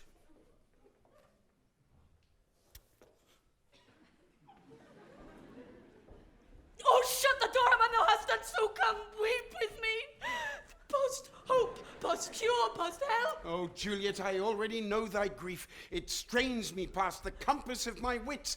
I hear thou must, and nothing may prorogue it, on Thursday next be married to this county. Tell me not, friar, that thou hear'st of this, unless thou tell me how I may prevent it. God joined my heart and Romeo's, thou our hands, and ere this hand, by thee to Romeo's sealed, shall be the label to another deed, or my true heart with treacherous revolt turn to another, this shall slay them both. Give me some present counsel, or behold, twixt my extremes and me this bloody knife shall play the umpire, arbitrating that which the commission of thy years and art could to no issue of true honour bring. Be not so long to speak. I long to die, if what thou speakst speak not of remedy. Hold, daughter. I do spy a kind of hope which craves as desperate an execution as that is desperate which we would prevent. If rather than to marry County Paris, thou hast the strength of will to slay thyself, then is it likely thou wilt undertake a thing like death, to chide away this shame that copest with death himself to escape from it. And if thou darest, I'll give thee remedy. Oh, bid me leap, rather than marry Paris, from off the battlements of any tower, or walk in thievish ways, or bid me lurk where serpents are. Chain me with roaring bears, or hide me nightly in a charnel house, or covered quite with dead men's rattling bones, with reeky shanks and yellow chapless skulls, or lay me in a tomb with one new dead. Things that, to hear them told, have made me tremble. And I will do it, without fear or doubt, to keep myself a faithful, unstained wife to my dear lord, my dearest Romeo. Hold then. Go home. Be merry. Agree to marry Paris. Wednesday is tomorrow. Tomorrow night. Look that thou lie alone. Take thou this vial, being then in bed, and this distilling liquor drink thou off, when presently through all thy veins shall run a cold and drowsy humour. For no pulse shall keep his native progress but surcease. No warmth, no breath shall testify thou livest, and in this borrowed likeness of shrunk death thou shalt continue 42 hours, and then awake as from a pleasant sleep. Now when the bridegroom in the morning comes to rouse thee from thy bed, there art thou dead. Thou shalt be borne to that same ancient vault where all the kindred of the Capulets lie. In the meantime, against thou shalt awake, shall Romeo by my letters know our drift, and hither shall he come, and he and I will watch thy waking, and that very night shall Romeo bear thee hence to Mantua, and this shall free thee from this present shame, if no inconstant toy nor womanish fear abate thy valour in the acting it. Give me. Give me. Oh, tell not me of fear. Hold. Get you gone, be strong and prosperous in this resolve. I'll send a friar with speed to Mantua with my letters to thy lord. Love, give me strength, and strength shall help afford. Farewell, dear father. So many guests invite as here are writ. Where are you, sit up? Here, forsooth. Go hire me 20 cunning cooks. I warrant you, sir, let me alone for that. I'll know them by licking their fingers. How canst thou know them so? Ah, sir, 'tis an ill cook that cannot lick his own fingers. Therefore he that cannot lick his fingers goes not with me. Well, get you gone. We shall be much unfurnished for this time. What, is my daughter gone to Friar Lawrence? Aye, forsooth. Well, he may chance to do some good on her. A peevish, self-willed harlotry it is. See where she comes from shrift with merry luck. How now, my headstrong?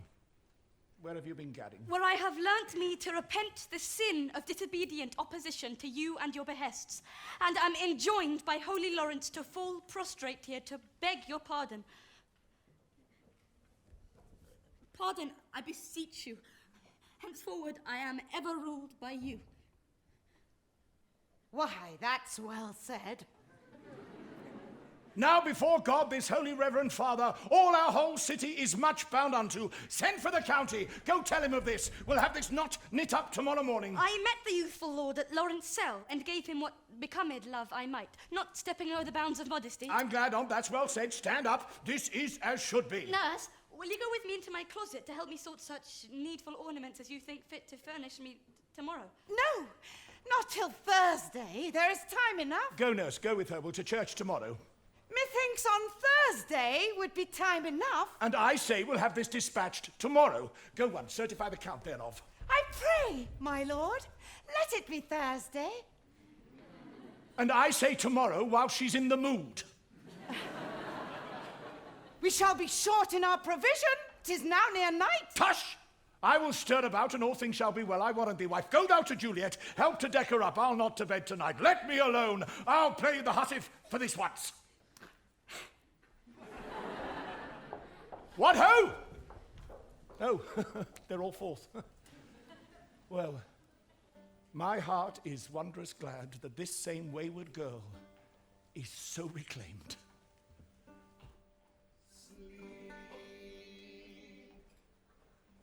Though grief torment thy body, sleep,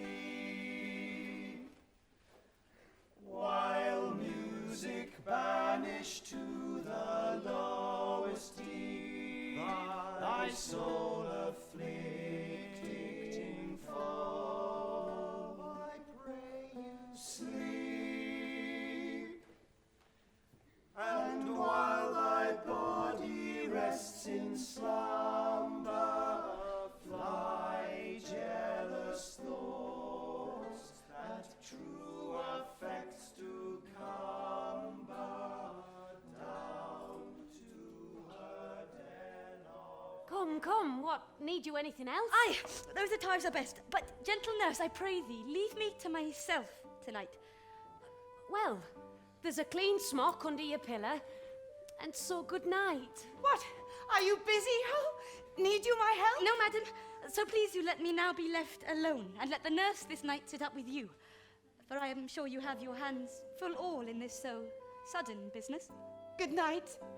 Get thee to bed and rest, for thou hast need.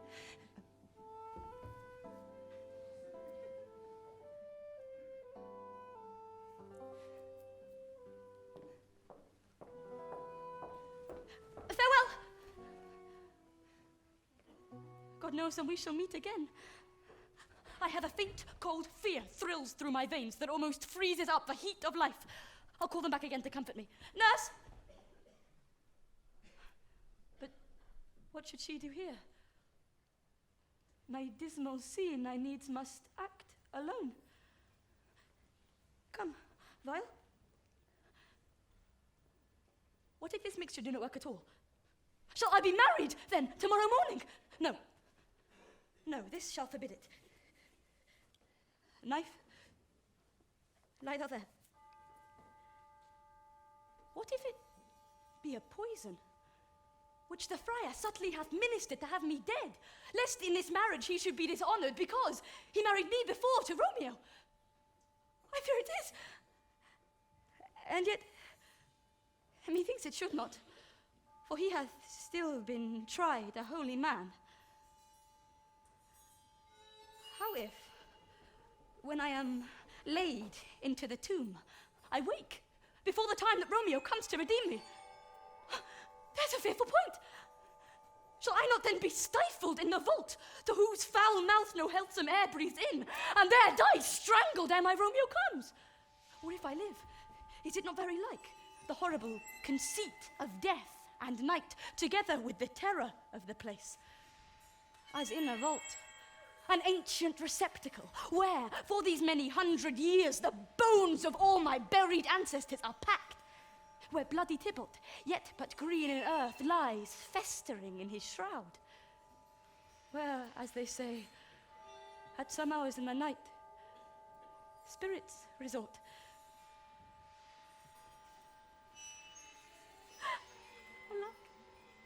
Alack! Is it not like that I, so early waking, what with loathsome smells and shrieks, like mandrakes torn out of the earth, that living mortals, hearing them, run mad? Or if I wake, shall I not be distraught, environed with all these hideous fears, and madly play with my forefathers' joints, and pluck the mangled Tybalt from his shroud, and in this rage with some great kinsman's bone, as with a club, dash out my desperate brains? Oh, look, methinks I see my cousin's ghost seeking out Romeo that did spit his body upon a rapier's point. Stay, Tybalt, stay! Romeo. Romeo. Romeo. Here's drink.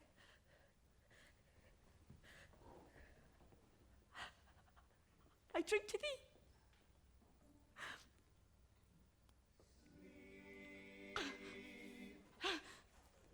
Though grief torment thy body, sleep, while music banished to the lowest deep, thy soul afflicting foe, I pray you sleep, and while thy body rests in slumber, fly jealous thoughts that true affects to cumber down to her den of woe. That's well said. Hold, take these keys and fetch more spices, nurse. The county will be here immediately. They call for dates and quinces in the pastry. Come, stir, stir, stir. The second cock hath crowed, the curfew bell has rung.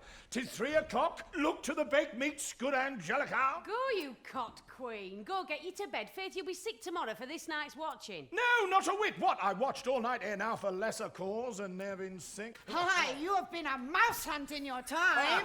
A jealous hood, a jealous hood. How now, fella, what have you there? Forsooth, logs. Go to, choose dryer. Peter will tell you where to fetch them. Nay, I warrant. Let me alone. I have a head, I trow, to choose a log. Well, go thy ways. Thou shalt be a loggerhead. Oh, father. 'Tis day. The county will be here with music straight, for so he said he would. I hear him near. Wife, nurse! What nurse, I say? Go thou to Juliet, help to deck her up. I'll go chat with Paris. Make haste, make haste, make haste! The bridegroom, ha ha, he is come already. Mistress! Juliet! Fast, I warrant is she. Why, lamb! Why, lady! Fie, you sluggerbed! What, not a word? Aye, take your pennyworths now. Sleep for a week, for the next night, I warrant the county Paris hath set up his rest that you shall rest but little. God forgive me, Mary and amen. How sound is she asleep, and needs must wake her, madam. Madam. Madam. Aye. Let the county take you in your bed. He'll fright you up, i' faith, will it not be? What? Dressed and in your clothes and down again, I must needs wake you. Lady. What? Lady? Lady? Oh. Alas! Alas! Help! Help! My lady's dead! Oh, well it is that ever I was born. Some aquavita! Oh, my lord, my lady! What noise is here? Oh, lamentable day! What is the matter? Look! Oh, heavy day! Oh, me! Oh, me! My child! My only life! Revive, look up, or I will die with thee! Help! Go help! For shame, bring Juliet forth, our lord is come! She's dead.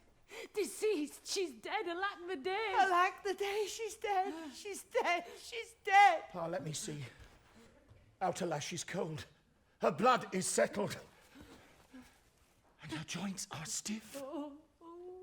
Death lies on her like an untimely frost upon the sweetest flower of all the field. Oh, lamentable day. Oh, woeful time. Death that hath ta'en her from me hence to make me wail, ties up my tongue and will not let me speak. Come, is the bride ready to go to church? Ready to go, but never to return. Oh, son, the night before thy wedding day has death lain with thy wife. There she lies, flower as she was, deflowered by him. Death is my son-in-law, death is my heir. He hath wedded my daughter. I will die and leave him all, life living, all is death's. Have I thought long to see this morning's face? And doth it give me such a sight as this? Accursed, unhappy, wretched, hateful day! Most miserable hour that e'er time saw in lasting labour of his pilgrimage. But one poor and loving child, but one thing to rejoice and solace in, and cruel death hath catched it from my sight. Oh, woe! Oh, woeful day! Most lamentable day, most woeful day, that ever I did yet behold. Oh day, oh day, oh day, oh hateful day! Never was seen so black a day as this. Oh, woeful day, oh, Beguiled. woeful day. Divorced, wronged, spited, slain. Most detestable death by thee beguiled, by cruel thee quite overthrown. Oh, love, oh, life, not life, but love in death. Despised, distressed, hated, martyred, killed. Uncomfortable time, why camest thou now to murder our solemnity, my child, my soul, and not my child? Art thou dead? Alack, my child is dead, and with my child my joys are buried. Peace, ho, for shame. Confusion's cure lives not in these confusions. Heaven and yourself had part in this fair maid. Now heaven hath all, and all the better is it for the maid. Your part in her you could not keep from death, but heaven keeps his part in eternal life.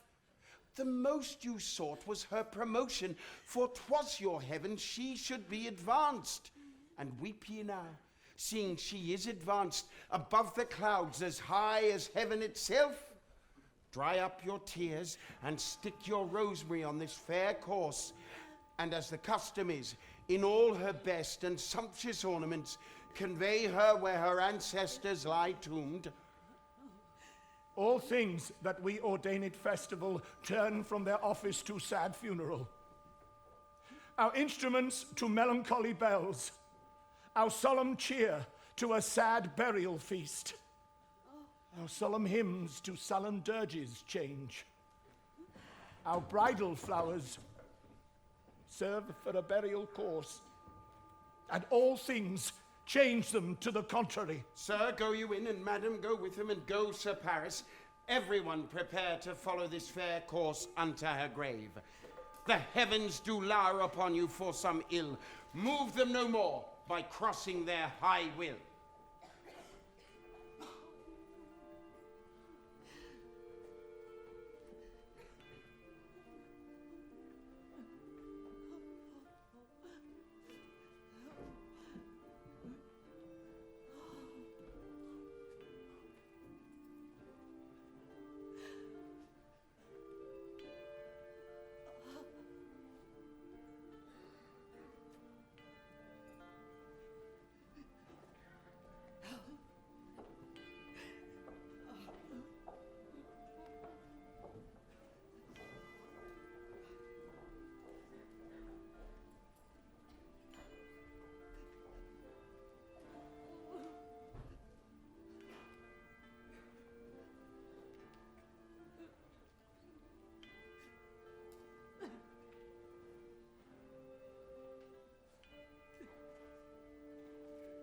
Faith, we may put up our pipes and be gone. Put up, this is a pitiful case. Aye, by my troth, mistress, it had need be mended. Musicians! Oh, musicians! Heart's ease! Heart's ease! And you would have me live! Play Heart's ease! Why Heart's ease? Oh, musicians! Because my heart itself plays my heart is full. Oh, play me some merry dump to comfort me. Oh, sir, this is no time to play. You will not then? No.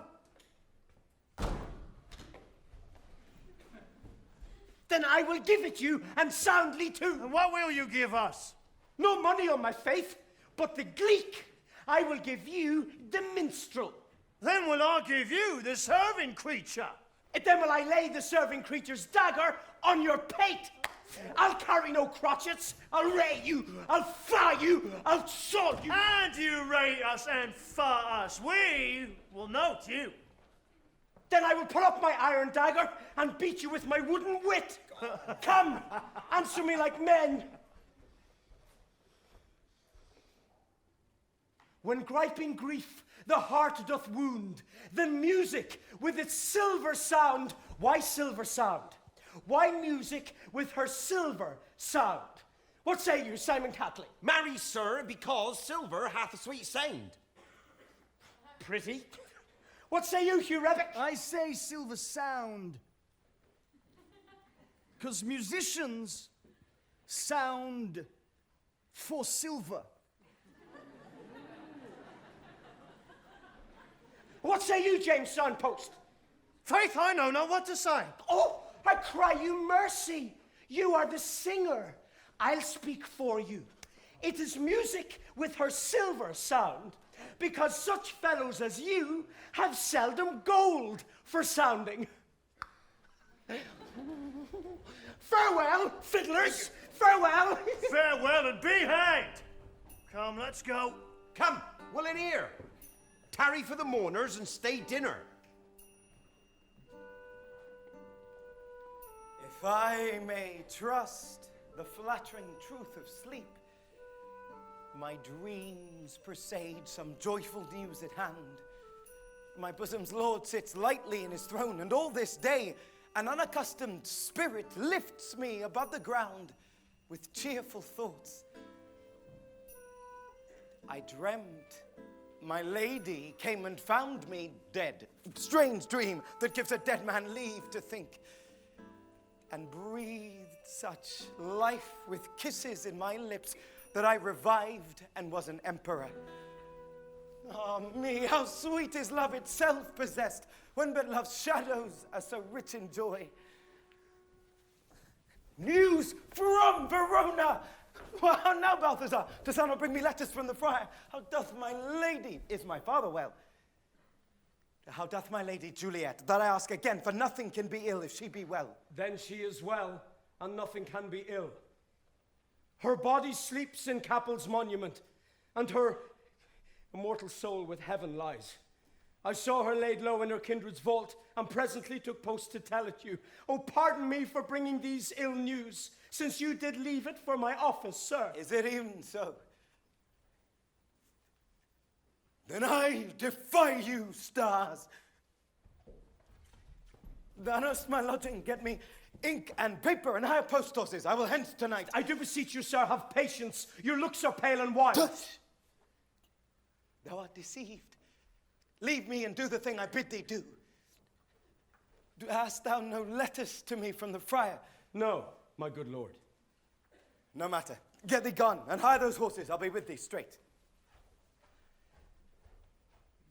Well, Juliet, I will lie with thee tonight.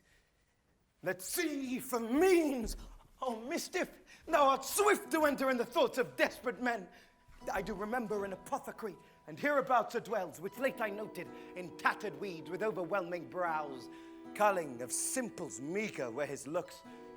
Sharp misery had worn him to the bones, and in his needy shop a tortoise hung, an alligator stuffed, and other skins of ill-shaped fishes, and about his shelves a beggarly account of empty boxes, green earthen pots, bladders and musty seeds, remnants of packed bread and old cakes of roses were thinly scattered to make up a show.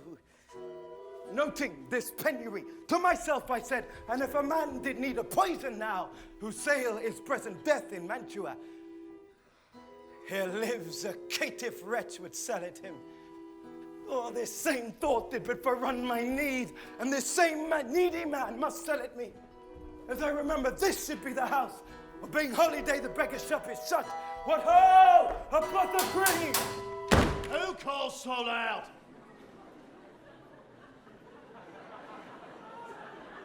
Come hither, man. I see that thou art poor. Hold, there is 40 ducats. Let me have a dram of poison, such soon speeding gear as will dispatch the weary taker's life. Such drugs I have, but Mantua's law is death to any he that sells them. Art thou so bare and full of wretchedness and fierce to die? Famine is in thy cheek, need and oppression starveth in thy eye. Contempt and beggary hangs upon thy back. The world is not thy friend, nor the world's law. The world affords no law to make thee rich. Then be not poor, but break it and take this. And my poverty, but not my will, consents. I pay thy poverty and not thy will. Put this in any liquid thing you will and drink it off. And if you had the strength of 20 men, it would dispatch you straight. There is thy gold, worse poison to men's souls, doing more murder in this loathsome world than this for compounds that thou mayst not sell. I sell thee poison, thou hast sold me none. Farewell. Buy food and get thyself in flesh. Come. Cordial and not poison, go with me to Juliet's grave, for there must I use thee. Holy Franciscan friar, brother! Ho! This same should be the voice of Friar John. Welcome from Mantua. What says Romeo? Or if his mind be writ, give me his letter. Going to find a barefoot brother out, one of our order to associate me here in this city, visiting the sick, and finding him the searchers of the town, suspecting that we both were in a house where the infectious pestilence did reign, sealed up the doors and would not let us forth, so that my speed to Mantua there was stayed. Who bear my letter then to Romeo? I could not send it. Here it is again. Nor get a messenger to bring it thee, so fearful were they of infection. Unhappy fortune! By my brotherhood, the letter was not nice, but full of charge of dear import, and the neglecting it may do much danger. Friar John, go hence, get me an iron crow and bring it straight unto my cell. Brother, I'll go and bring it thee. Now must I to the monument alone. Within this 3 hours will fair Juliet wake. Poor living corse, closed in a dead man's tomb.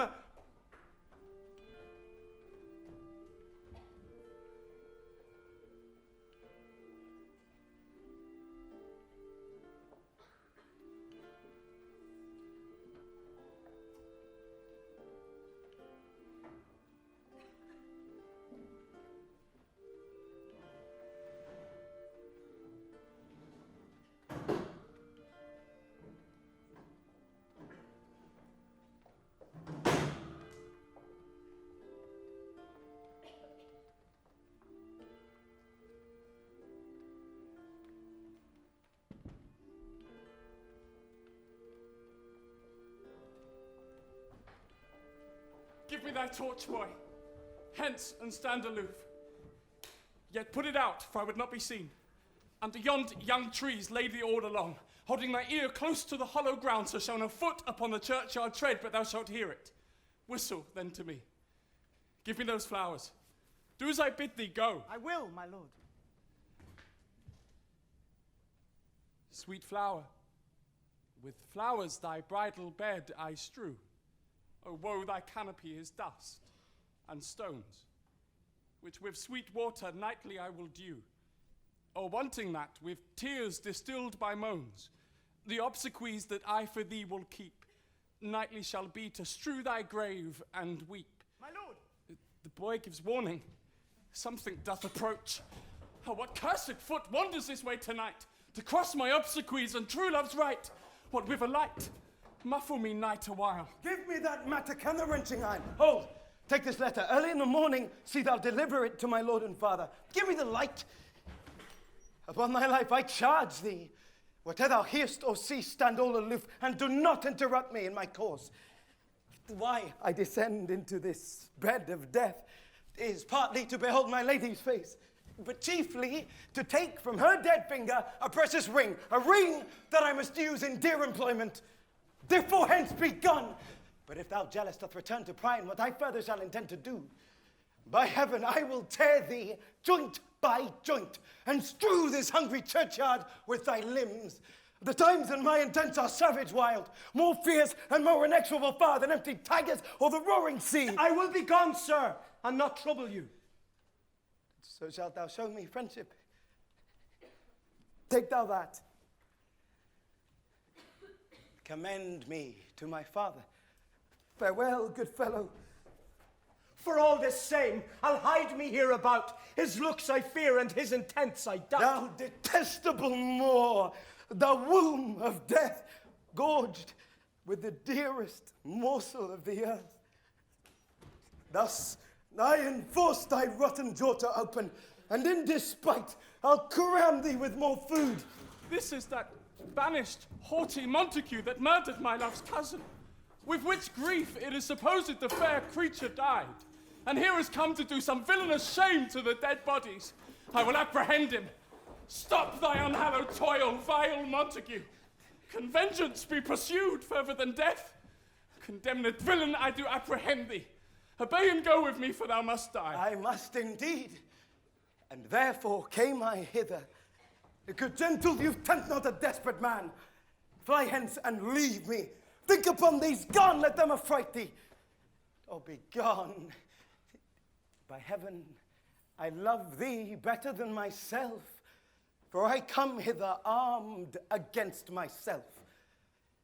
Stay not, be gone, live, and hereafter say a madman's mercy, bid thee run away. I do defy thy conjurations, and apprehend thee for a felon here. Wilt thou provoke me? Then have it thee, boy!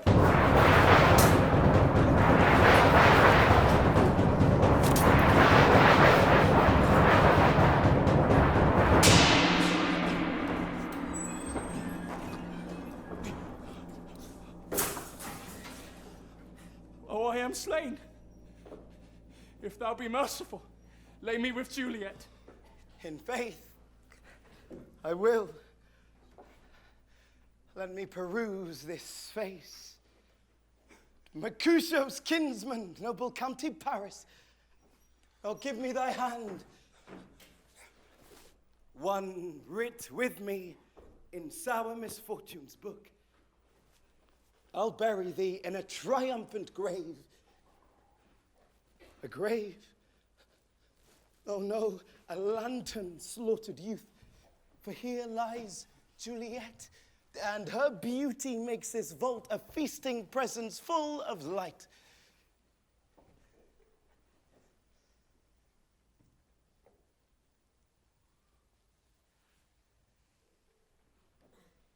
Death, lie thou there, by a dead man interred. How oft, when men are at the point of death, have they been merry, which their keepers call a lightning before death? Oh, how may I call this a lightning? Oh, my love, my wife,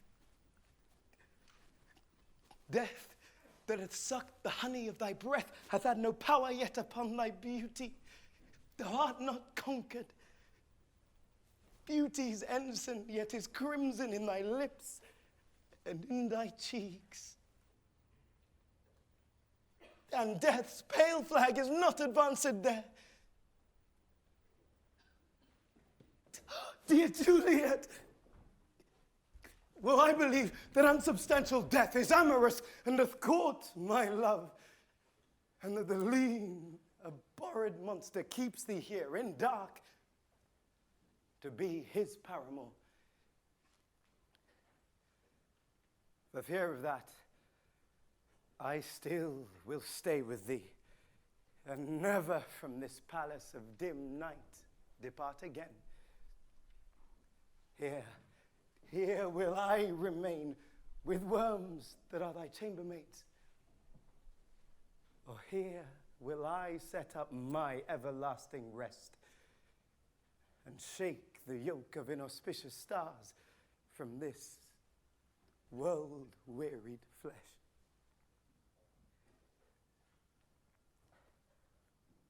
Eyes, look your last. Arms, take your last embrace. And lips, oh, you the doors of breath seal with a righteous kiss, a dateless bargain to engrossing death.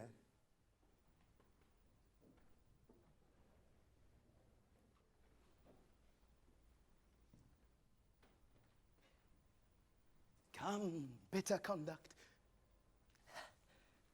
Come, unsavory guide.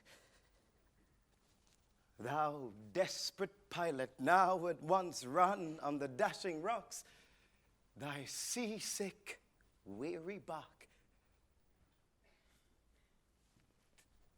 Here's to my love.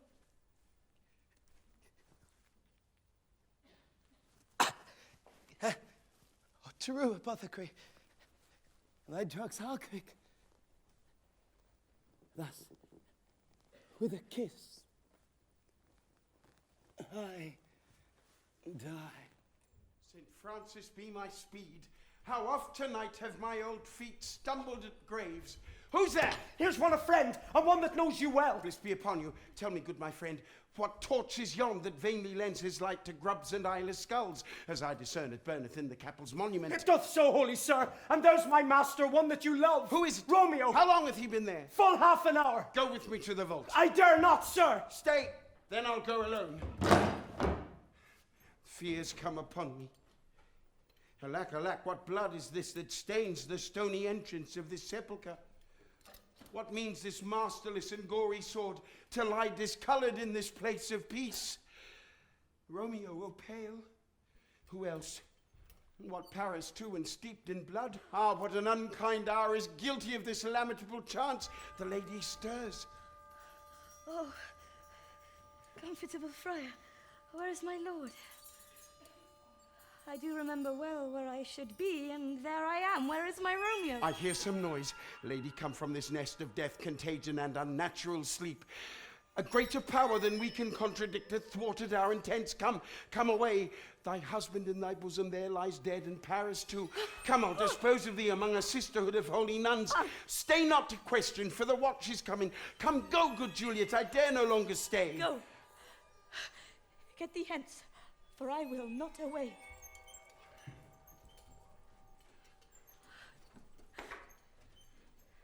What's this?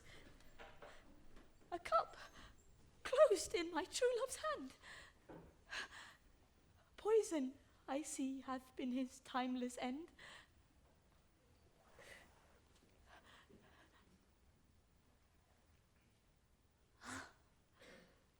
Oh, churl. Drunk all and left no friendly drop to help me after. I will kiss thy lips. Haply some poison yet doth hang on them to make me die with a restorative.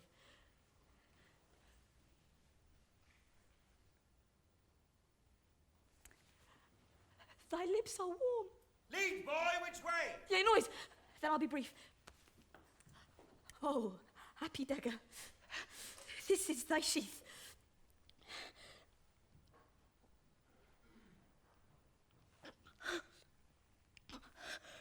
The rust, and let me die. Thus, I come to thee. This is the place! Come! Look about!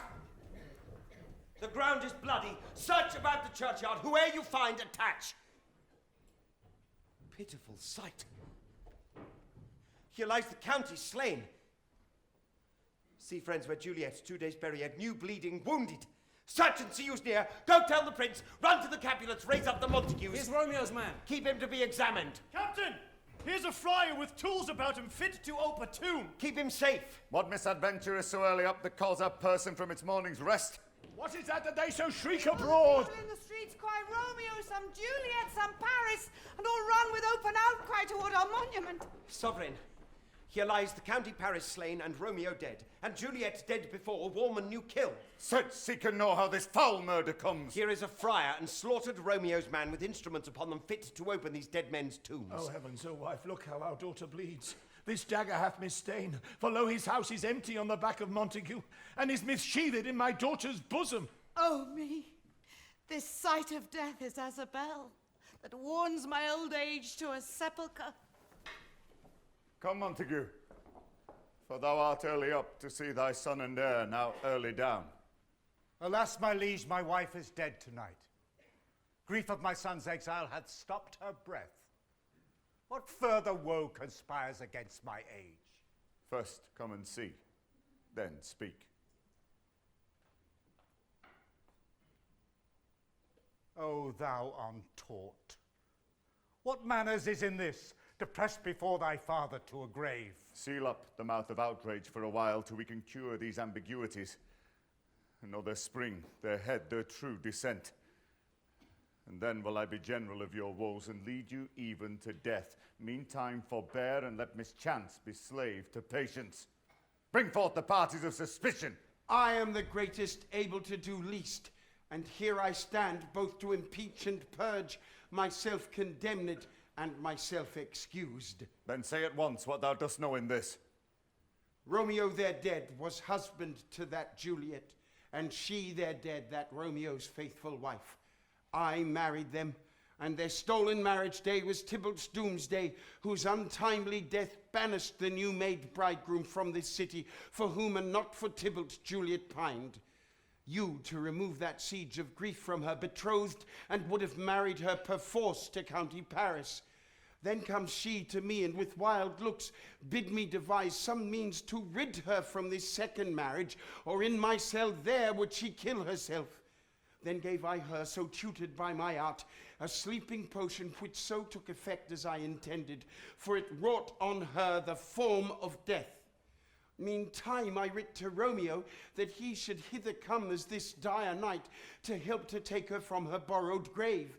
But he which bore my letter, Friar John, was stayed by accident, and yesternight returned my letter back. Then all alone at the prefixed hour of her waking came I to take her from her kindred's vault, meaning to keep her closely at my cell till I conveniently could send to Romeo. But when I came, some minute ere the time of her awaking, here untimely lay the noble Paris and true Romeo dead. She wakes, and I entreated her, come forth and bear this work of heaven with patience. But then a noise did scare me from the tomb, and she, too desperate, would not go with me, but, as it seems, did violence on herself. All this I know, and to the marriage her nurse is privy, and if aught in this miscarried by my fault, let my old life be sacrificed some hour before the time, unto the rigor of severest law. We still have known thee for a holy man. Where's Romeo's man? What can he say to this? I brought my master news of Juliet's death, and then in post he came from Mantua to this same place, to this same monument. This letter he early bid me give his father. Give me the letter, I will look on it.